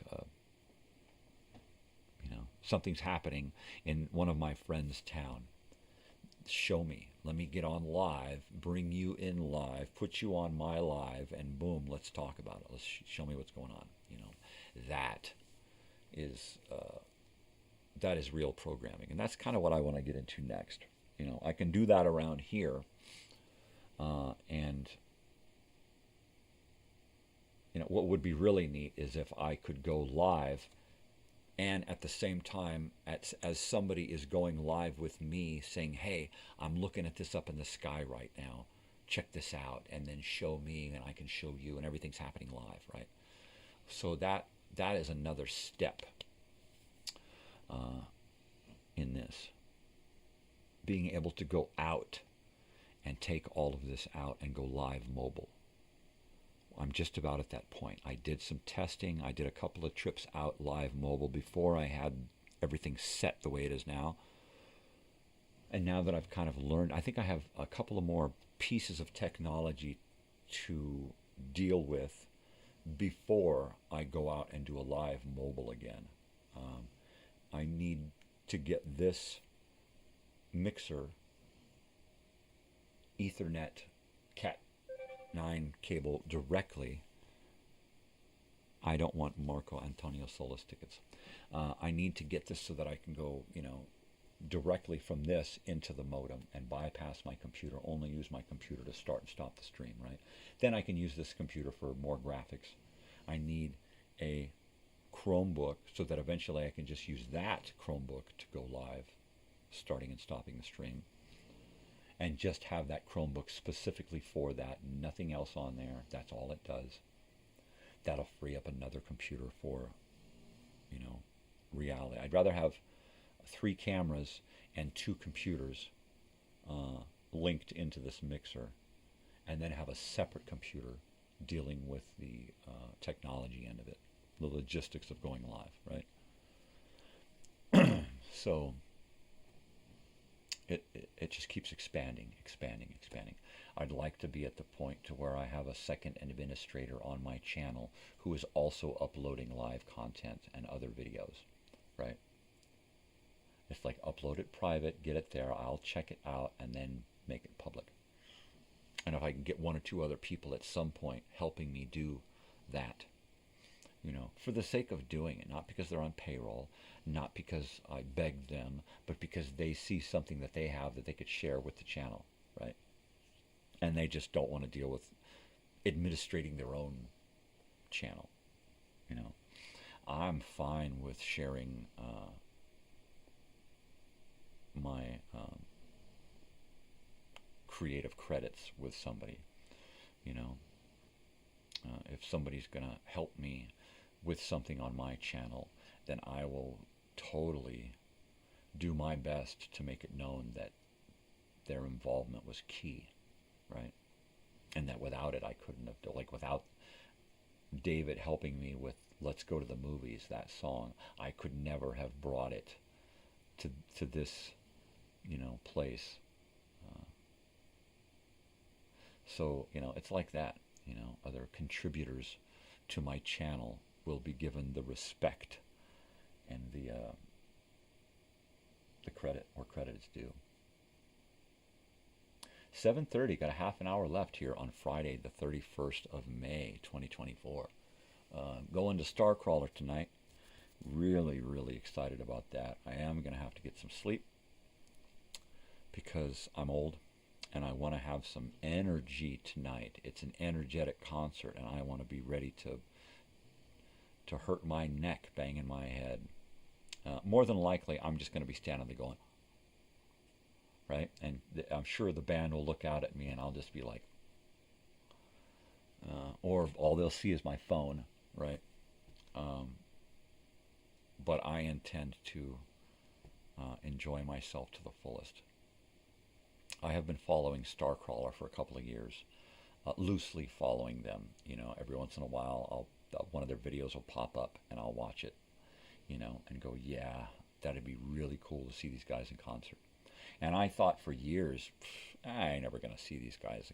They're gonna come and they're gonna go, and I'm never gonna be able to see them. They'll fade away, or they'll just never come to my area, right? I'm thinking, nah, they're never gonna come to any part of the world that I'm gonna be able to go see them or want to go to the place to see them or have the money or whatever. And it was just like, I just put it out of my head. It's one of them little things that's never going to happen, right? And now it's happening and it's turned into a big thing, you know.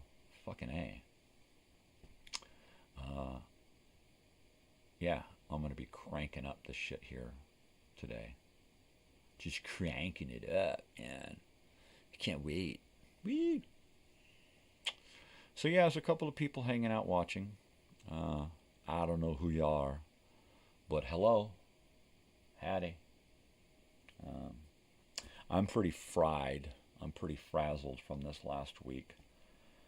Went out 3 nights in a row. Decided not to go out last night because I was just, my ass was dragging. Really, really dragging. I got up in the afternoon from an hour nap and it just wasn't enough. I wanted more.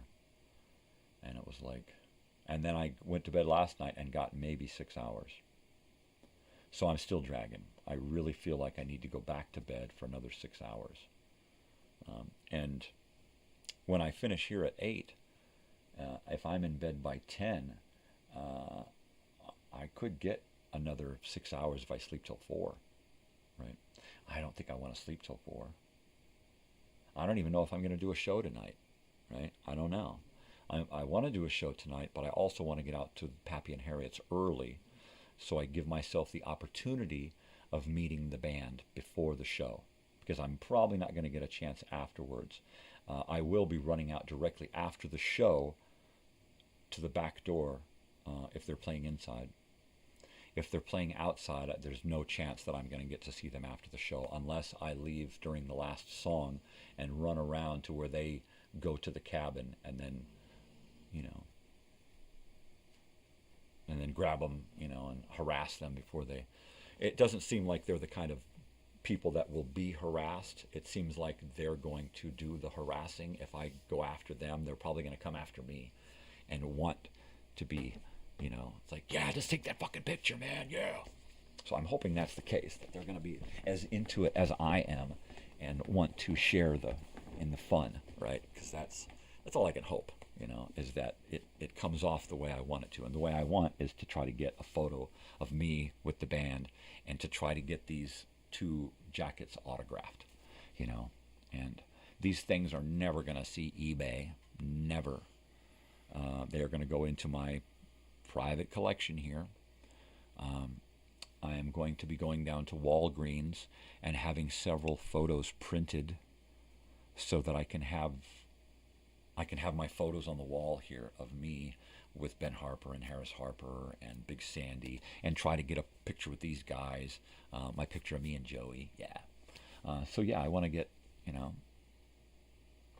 I all the things I want in my life, I want to make happen, you know, and I'm the only guy that can make them happen.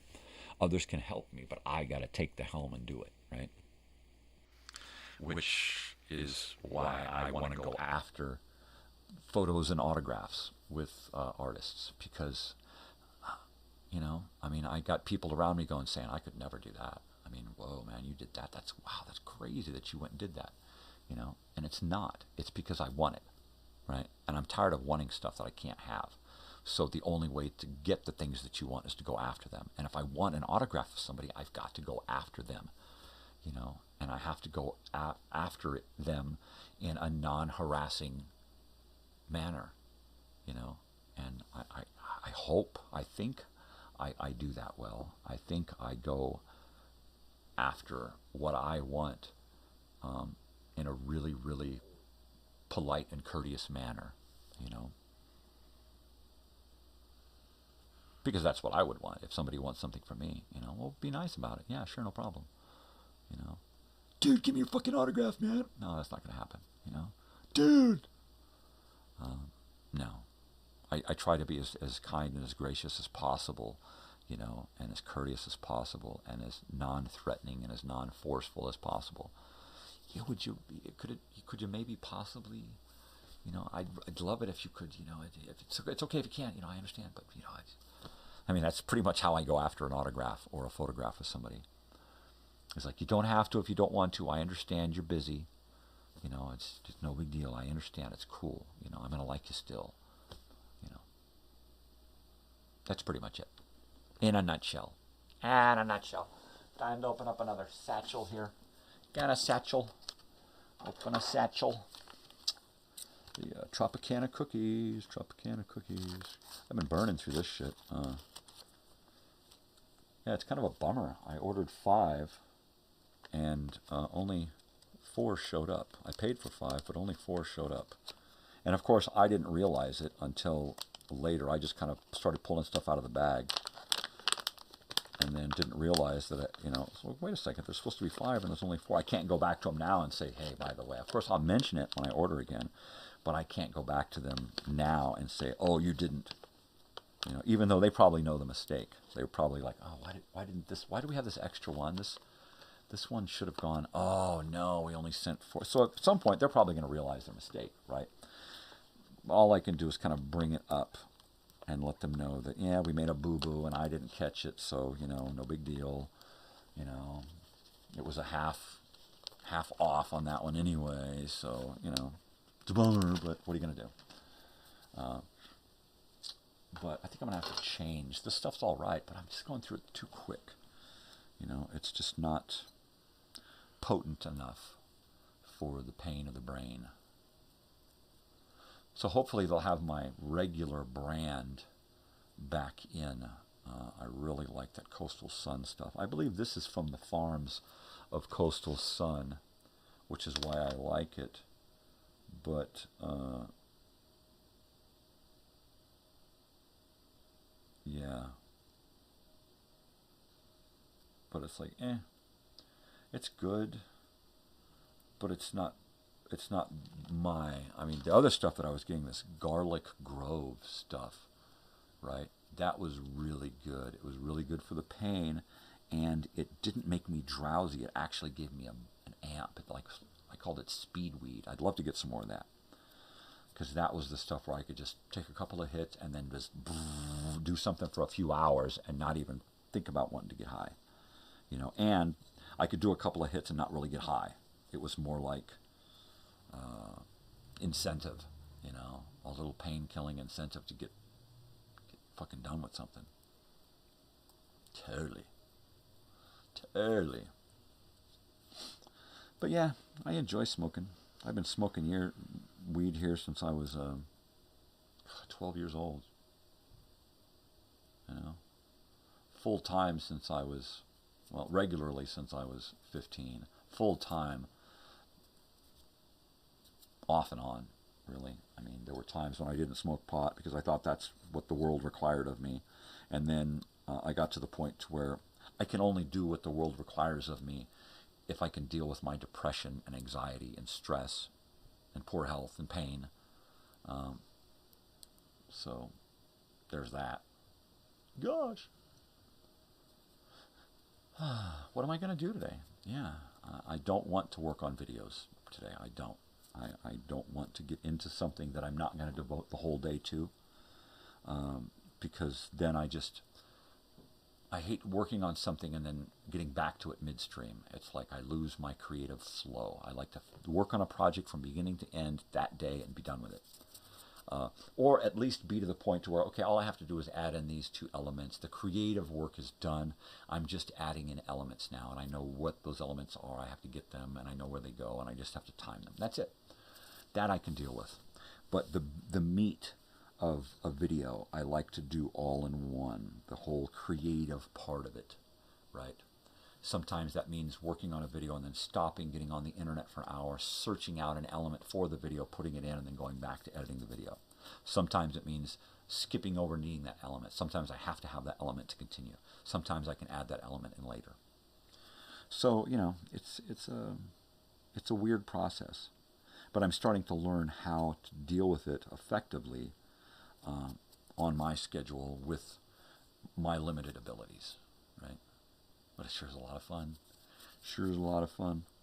I don't know what's going to happen tonight, people. If my wife makes enchilada or tamales and we go out super early, then I'm not going to be here at all. If I leave at 5 or around 5, I might put something on for you guys to have during my absence, which means like a 6-hour program. If that's the case, that's fine. If I have to say I'm, with great regret, I'm not going to have a show tonight. Well, not that great because I'm going to see Starcrawler. That's the way it is, Like I stipulated before, this show only happens when personal or family matters or work stuff doesn't take precedent. That's it. That's the only rules with these shows, is that if I got to go to a concert and I can't be here because I'm sleeping late, or I can't be here because I'm gone, that's just the way it is, And that's cool. That's cool. I may go live from wherever I go out to for a few minutes to kind of bring you, closer to what I'm doing. That's cool. But, since this channel is mainly about me, and for my family, friends, I don't feel bad having to do family and friend stuff and not be here. I mean, that's expected. That's just the way it's going to work out. I hopefully I can bring you part of what's going on, part of the reason I'm not here. Because, once again, this is all about, sharing my life with you, sharing your lives with me, yada yada, blah blah. I see we got a couple of viewers hanging out for the last few minutes of the show. We got about 15 minutes to go.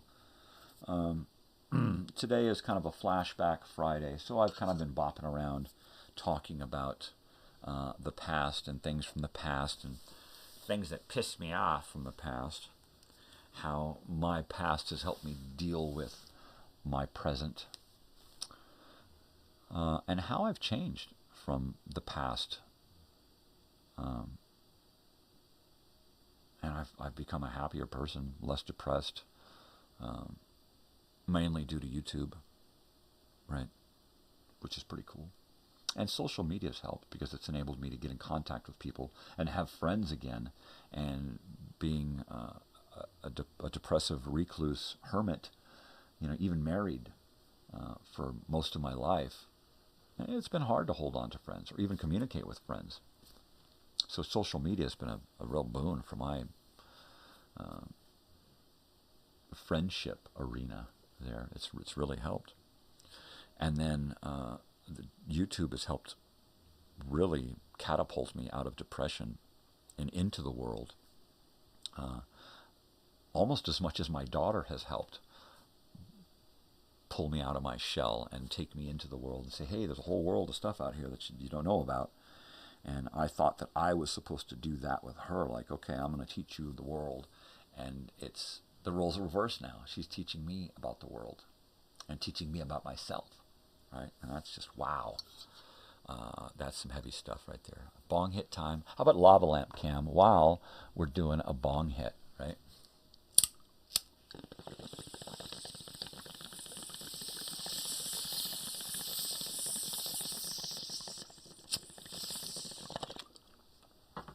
There you go. And that's how that is done.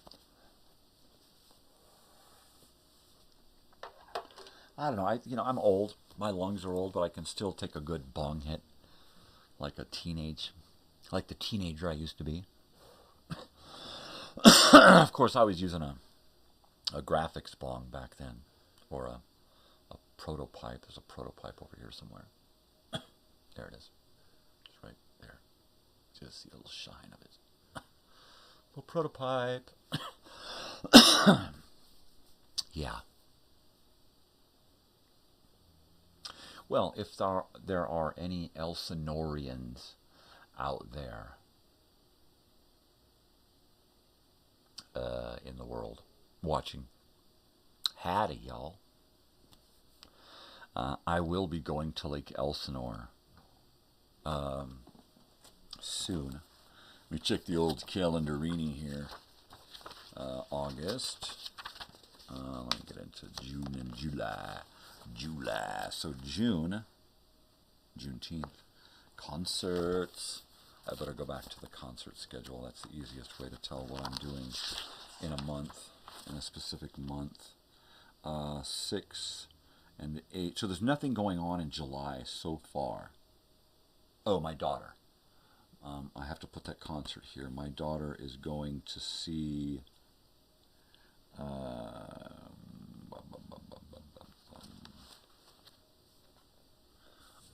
what's Liam? Is that his Liam? She's going to see one of those guys from One Direction. The Scottish or Irish guy. Scottish, I think. We have one of his albums, his solo album. And he'll be playing the Forum. So I'm taking the 4 girls and dropping them off to go see that. Or they will be driving out and we'll get them a room to stay after the show. Undecided, but that's happening in July. So it looks like that's the only thing going on in July. We've got 2 concerts going on in June. My daughter and Charlie at the end of the month, and me and my daughter and I at the middle of the month, right? So it's not out of the realm of possibility that I could make it to Lake Elsinore sometime in early or mid-late June, right? So if there's anybody from Elsinore watching, hit me up on Facebook, because I am looking for input on my trip to Elsinore. I need to get together with a couple of people down there and try to make some early arrangements, some tentative arrangements for the 2025 reunion in August of 2025. Okay? So, we'll need to, I need to do another trailer. I need to do some updates to the event on Facebook, but I don't want to just go, hey, what's up, nothing going on. I want to upload some content. So what I'm going to do is I'm going to put together an idea of where we're going to hold the event, when we're going to hold the event, what's going to happen at the event, the itinerary for the 4 days of the event, where we're all going to be staying, different options for staying, right? Yeah, the whole. So I want to put together a whole tentative itinerary schedule, list thing for the 2025 August reunion. But I don't want to just be, shooting blanks. I want to have something tangible, I want to have photographs of the area. I want to have, an itemized agenda of what's going on each day. I want to know that that I have people in the wings for entertainment, because I don't want it to just be a bunch of people hanging around going, wow, this is okay, I guess, It's like I want people to have to decide whether or not they're going to take a day trip up to Ortega's, or they're going to take a day trip into town to the museum and to see what's going on, and to the different, we got a field trip planned on this day and a field trip planned. I want people to be like, oh no, what do I do? There's so much to do. I'm going to have to come back next year, right? I want it to be so inviting that people are going to have no choice but to talk others into it, right? And I think I'm the guy to do it. I think at this point in my life, I'm the only guy who can make this happen. But it's going to be with the help of like 100 other people, right? I'm the only guy who can be the ringleader, I think, at this point. So, anybody who's ready to jump on board, all you got to do is shoot me a message. And I am going to be putting together a list of people who have already signed in comments to say that they're coming, right? I've got a list, and I'm going to be taking that list, and I'm going to be going after those people for advice. I'm going to be going after them for ideas, going after them for, okay, look, can I put you in charge of this little task, right? And all you got to do is this. All you got to do is keep in contact with this thing here, make this little tiny thing happen for this day. And if I can get people to each take a little chunk of this, then I think it's going to be easier to be ringmaster and to make all of this happen. Because it's the way I see it happening in my head. It's beyond anything that anybody else is imagining right now. Right? Everybody else is thinking, all right, a few tents, and a couple of picnic tables and some canopies and some food, and what else could we possibly do? Well, I'm like powerhouse and ideas out, writing shit down. Okay, we've got what's in the area. Okay, what can we involve that ties us to the past? What kind of things can I plan each day to make everybody want to wake up in the morning and go, yeah, this is fucking awesome, right? Oh, it's Saturday, right, and Sunday. That means that it's lake day. That means that somebody's going to show up. A couple of somebodies are going to pull up, and they're going to have boats. A couple of people are going to dump jet skis in the water. We're going to have tubing. We'll have one of those pontoon boats, right? I mean, literally every single day, every minute of every day, that will be something going on that will keep people clamoring for more. This is one more. There's just too much now. There's too much. You go there, honey, and I'm going to go there, and you record what you're doing. We'll share. I mean, there's going to be so much going on, right? It's like, all right, we got Group A and Group B today. Who's signed up for Group A? All right, everybody, the bus is ready. Boom. And everybody loads into a van, and off they go around the lake, doing the things, seeing the things, experiencing, time traveling,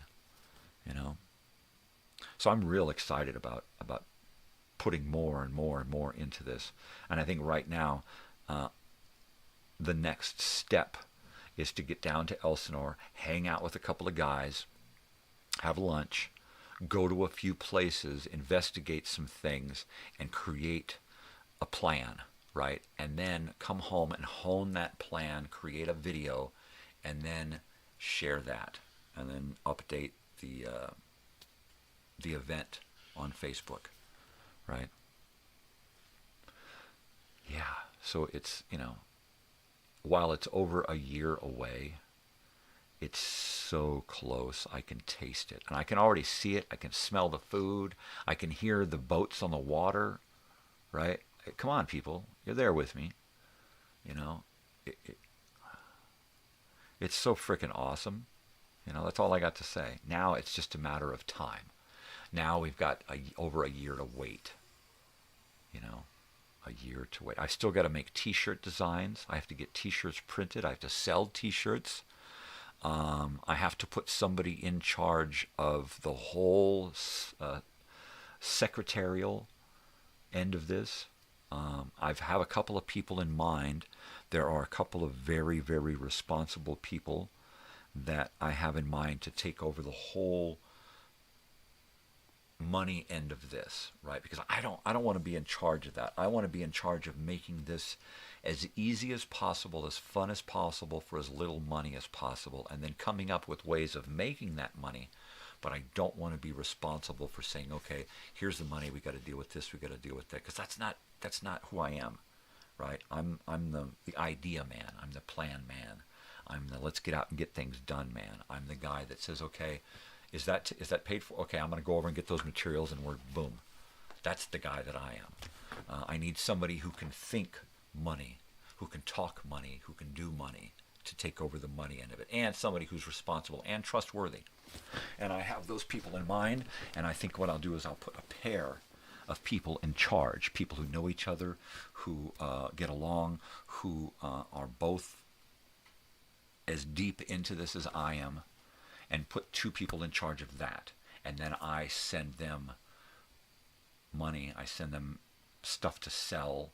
We're going to have a place to vend shirts so that we can then bring the money in, buy more shirts versus saving money for the event.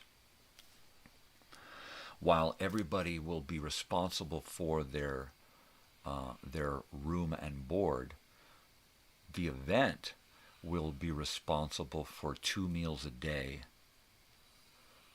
food and drink, and entertainment, and excursions, and fun stuff, right?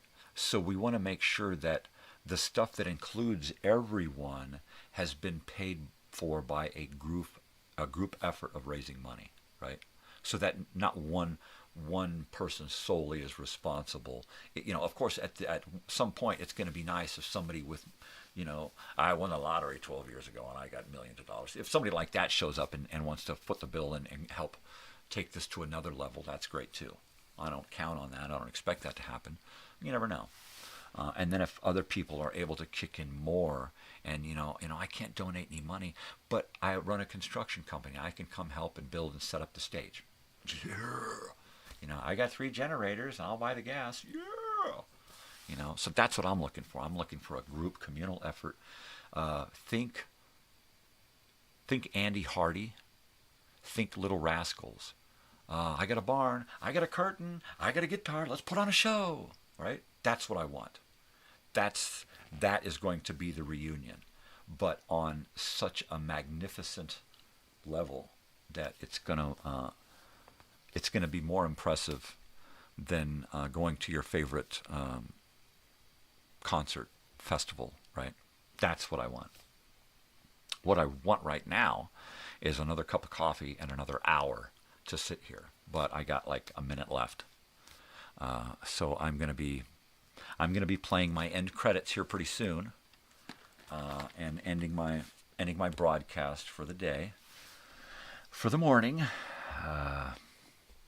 Yeah, anyone out there from Elsinore who wants to get together and talk about this, it's going to happen. And we're going to have more than just old Elsinoreans there. We're going to have new friends that dude, you've been telling me about this place forever. I got to check it out. Well, come on over. Join in. Sign up. Donate. Buy a shirt. Whatever you got to do to help. Fucking A. I can't wait. I can't wait. So I'm gonna get my shit together here and get on the road and think about tonight, Starcrawler, and tamales, and sleep, and the telethon next week. Oh my goodness, we got a lot to talk about, people. So I will see you Monday morning, and more than likely I will see you Monday morning, and then Monday evening, and Monday night, and all Monday, and all Tuesday, and all Wednesday, and here I'll be. All right, well, peace and love. Take care of each other. Time travel is possible. I think I prove that every day. Every single day I prove that time travel is possible. So most importantly, people, stay weird and stay good. Take it easy. I'll see you this evening, maybe.